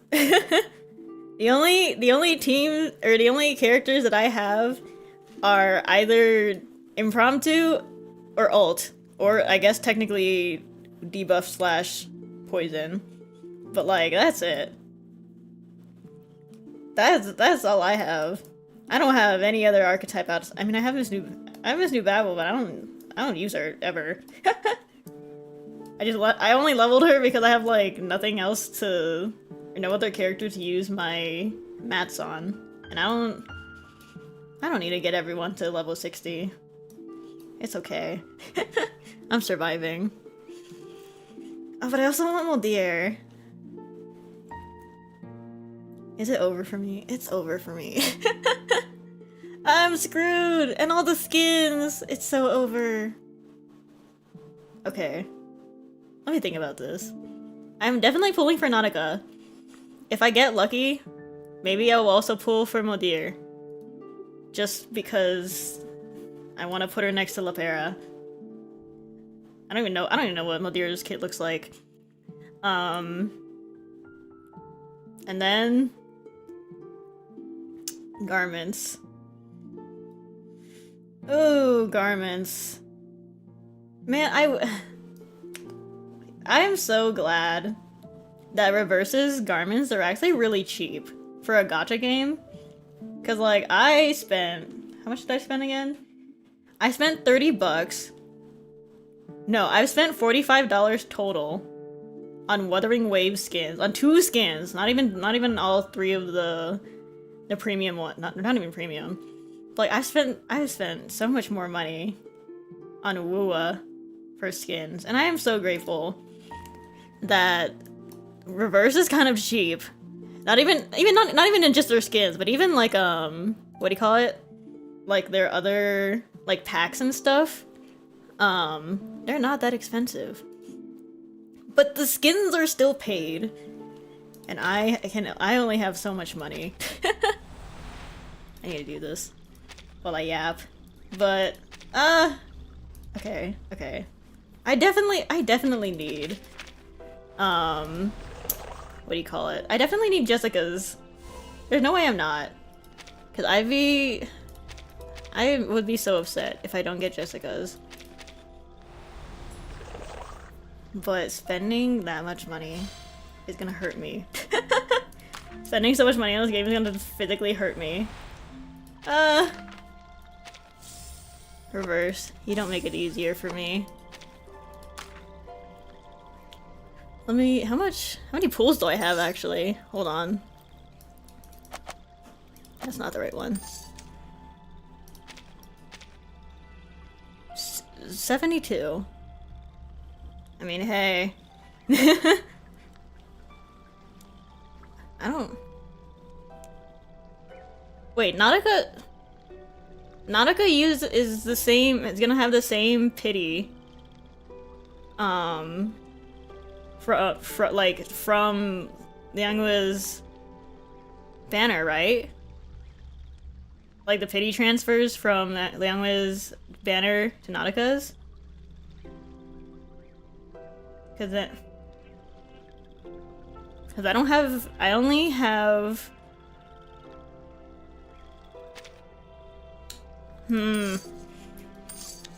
I better at least... Oh, it doesn't? Oh, that's... painful. Okay, then I better at least, like... what do you call it? Even if I'm enough for hard pity, does this game, like, what is the words I'm looking for? Can you lose without any history on a banner? Because I have a weird curse of losing 50/50s when I've literally never pulled on a banner before. It happened in Zenless and it happened in Wuwa. And if it happens in reverse, I'm gonna be so pissed. You can lose? Oh my god. Okay. Praying to God. Cause I'm okay with losing, but I also want Moldir. And if I have to spend everything on Nautica, then I'm not gonna get Moldir. I hate this game. I could've... hate this game. 2.8 full estimation about 107. Okay. Okay. That's comforting.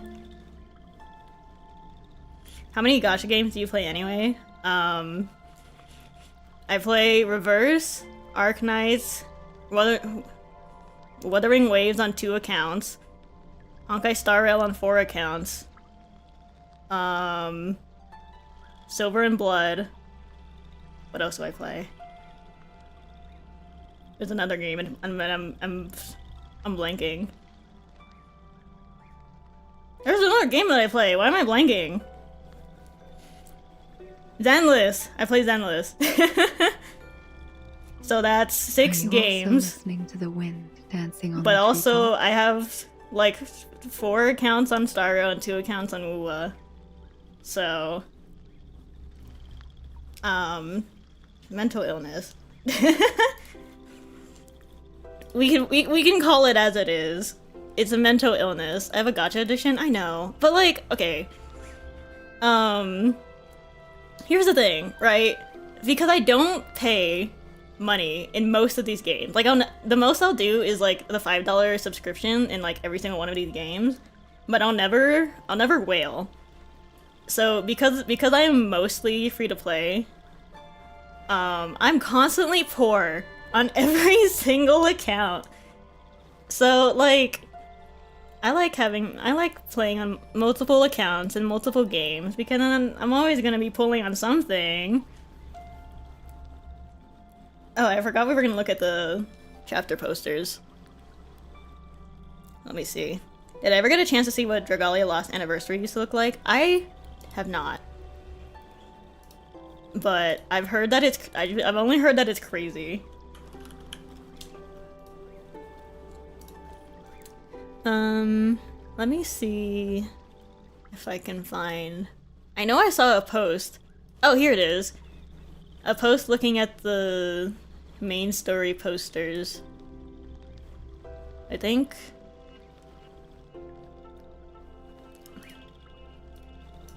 And then...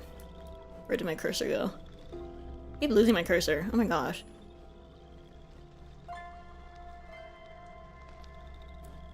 I have like 3 servers active in 1 account in Genshin. I can't play Genshin anymore. I'm sick of that game. I've said it before and I'll say it again. I am so sick of that game. Save me. I guess you'll also play a lot of upcoming gachas. I will.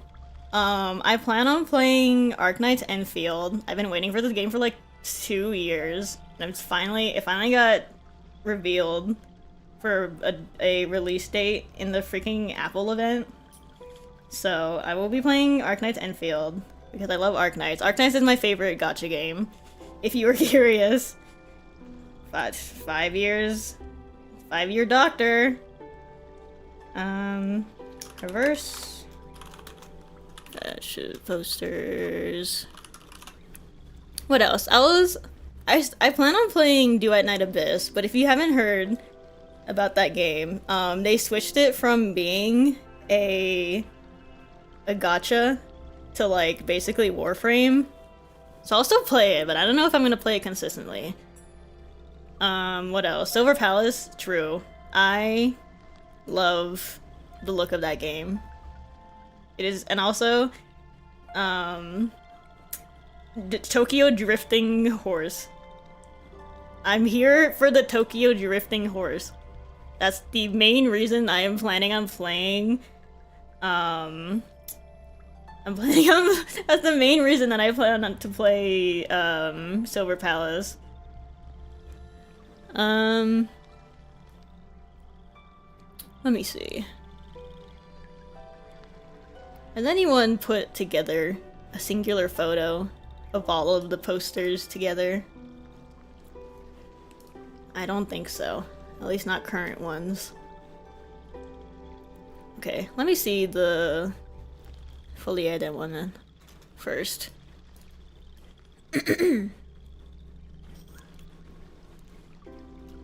Me not knowing how to spell. Oh my gosh.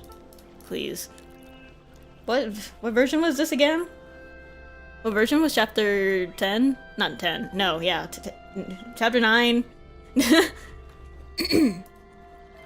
I'm struggling to find it. 2.6. Okay.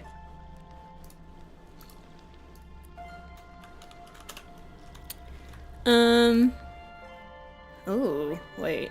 This is kind of cool. Let me... Oh, the English one is lame.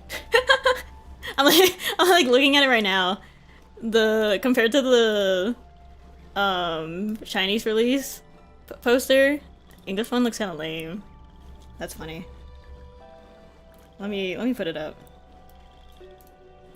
I've heard people complaining about what do you call it? Are you also listening to the wind dancing on the treetops? The 2.8 Globo poster. I remember people were complaining about it, which I kind of understand because it does look like an Avengers poster. But this is cool. This looks so cool.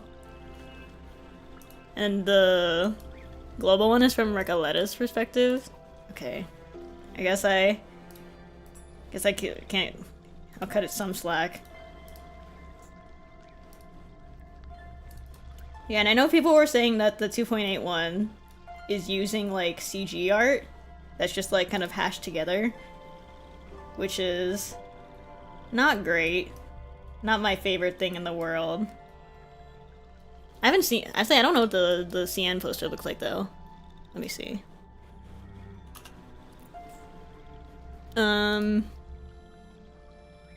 Oh, it's the one with the golden crying eye thing. Oh, this creepy one. Yeah, this is cool. Oh my goodness. There are not a lot of high quality photos posted of the 2.8 one. These posters are cool though. The chapter 9 ones. These are neat. I like Aleph. This is cool. Recoletta's is okay. It's not bad. I also like the, you can't see my cursor, but I also like the little credits at the top. That's cute. But Alice is just cool. How neat. I don't see why. Well, I don't see why they need to make a separate poster for global. But I mean, I guess. Because I think me trying to think. Because of course other games where where all of the servers are running at the same time, they're gonna use the same posters. And the only other game I can think of where the CN or whatever server is ahead is Arknights, and they always use the same posters. Just more marketing keeps things fresh for people who know both. Yeah, that's true. I don't think it's a bad thing, but I don't know. Global needs to pick it up a little bit. They need to step it up just a little bit, just a tad, you know. But hey, I'm not Bluepock. Oh man, I can't believe I'm caught up. What the heck? It's like it's like it hasn't sunk it in yet. Now I gotta wait. Now I gotta wait a week. Oh, okay, so speaking of next week's schedule, there are 3 games updating all within the 3 days. Hold on. I think Wuthering Waves is on the 17th. Star Rail? I don't remember when Star Rail was updating. What version? I don't even know what version we're on. 3.6? I think I'm on 3.6. 3.6 release. When is this? Oh, this is 23rd. Okay, I lied. There are 2 games. There are 2 games that are updating at like the same, within the same week. And it's pissing me off. Because my priority is Reverse. But I also really want to play UA when it comes out, but whatever. Yeah, Yuno can wait. CN posters tend to have a lot more layers. Ooh. UA, yeah, UA can wait a little. Although I am pulling for Yuno. So I have to wait to pull as well. Oh my god, Monsters next week too. Shoot. I don't think I'm gonna stream chapter, what chapter is that? 15? Are you also listening to the wind? 14 or 15, I don't remember. I don't think I'm gonna stream that. But like, God. Because chapter Arknights is really freaking long, and there's also no voice acting, which means I have to read it all myself. So you will not be hearing that from me.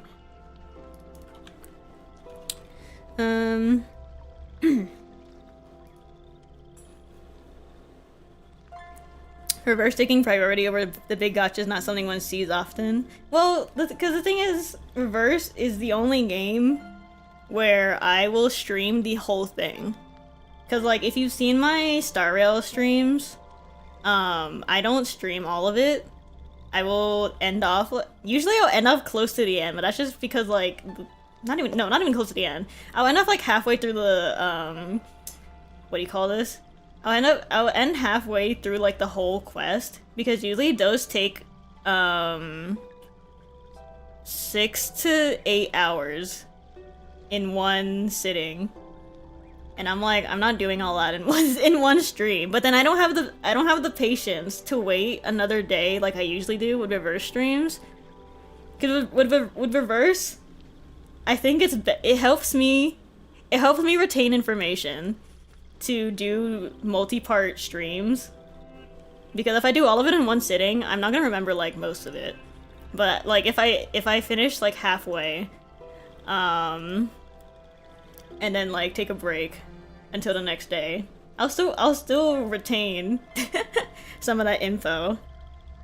But yeah, Reverse is just like the only game that I have the patience for to do in multiple sittings, versus like Star Rail. I'll do it all in like one day. I won't stream it all, but I'll do it in one day. But also, I think Reverse I just like streaming Reverse. And I also need you guys to backseat me. Not even on gameplay, just on like little references and stuff. Because I'm not well versed in most I'm not well versed in most things other than like what, character design maybe? That's about it. So Reverse is always it's probably one of my main games to stream. Need y'all to backseat me. Yeah, Reverse to me is just reading. I'm not even playing a game. You guys see how little I care about the battling parts in this game. I'm just like, whatever. Move on. Let's do Arduous while I'm yapping. But like, Reverse truly is reading for me. I have all the essentials for writing poetry. Let me lower the volume while you have. And our opponent shows off. I got some trouble. But I don't know when I'll. Maybe I still want to stream Wuwa when it comes out, or at least at some point. I just don't know when. I'll figure it out. En la acumulación de laberintos, suéltalo todo una vez más. Ugh, my coffee. Yeah, it is narrative first, and that is the kind of games that I love. Because I like reading. That's not true. No, let me rephrase that. I like reading with voiceover. I don't like audiobooks though, actually. I'm very picky about audiobooks. Exactly. But oh my gosh, wow. Oops, what the heck? Why did I move like that? Like, wow. Oh my gosh. Oh my gosh. I have to wait a whole week for chapter 10. Oh my lord. Lepera is a sustain, but I don't think I like using her as a sustain. Because how do I... Like, for some reason, I never get Lepera cards. I will get her channel card in, like, the first round. And then, like, immediately, for the rest of the rounds, I can't get a freaking, Lepera card. So then she runs out of bullets, and then she's not sustaining anymore. And also her heal is just not... It's not that big. But I think that's just because I have Vila Euphoria. But like I know I've seen some team builds where Lepera is like the sole sustain, and I'm just like, no. I can't do that. I'm gonna die. Cause when it comes to turn-based and card game, like Reverse and say like Star Rail, like, doing anything without a sustain is kind of a nightmare. Or at least harder game modes. Oh my gosh. If I ever stream my Star Rail Memory of Chaos and all those endgame hard modes, oh my god. I'm just gonna end a stream. Those are embarrassing. Sustainless teams? Me running sustainless teams is the most embarrassing thing ever. Oh my gosh. Finon, I hate you. Oh my goodness, I've been yapping for 4 hours. Yeah, those sustainless teams are just pure luck and praying that they don't hit the wrong character. Diffuser Reverie? I don't remember. What am I at? 340. Oh my god, wait. This. Which one did I do already? Is this one? Which one did I do already? I didn't plan. Oh, I did do plan already. Okay.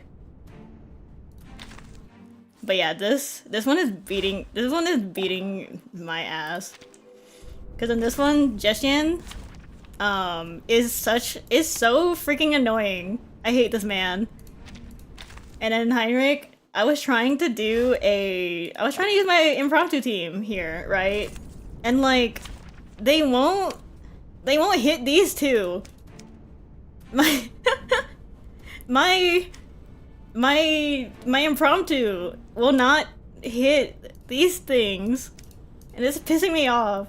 And then I tried doing a Hisveth team. Worse, it did worse.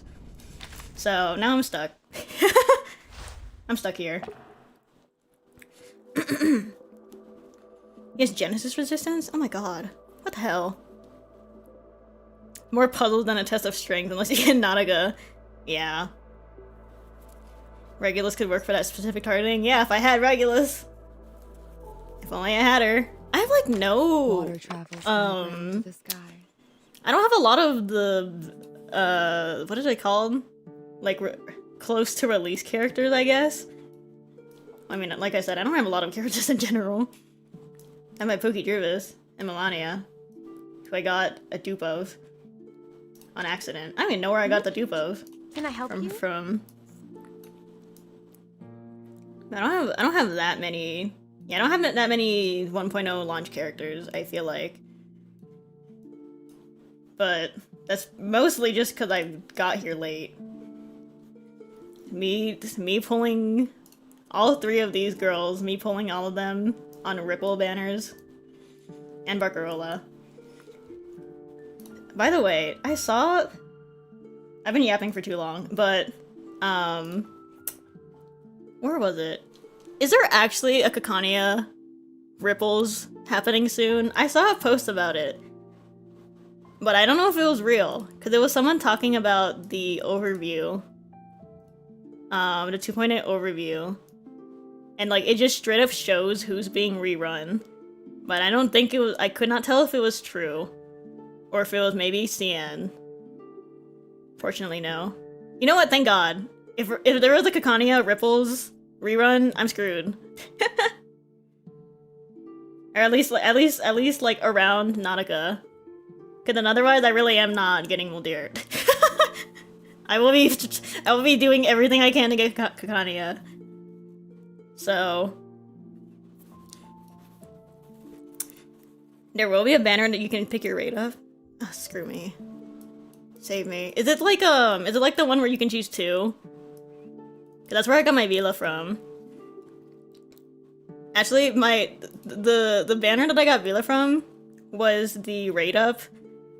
Or like you can choose your rate up, and I chose Vila and Caconia. And I got 2 Vilas, and I was so pissed. I was so upset. Cause I'm not mad about you getting Vila, but like it was a double in a single 10 pool, and I was so pissed. But hey, critical up. There's still 50-50 on it? I don't have Lucy either. I feel like I should get her. Cause I've used Lucy in I use a borrowed Lucy in Series of Dusk, like always. Cause she's very fun.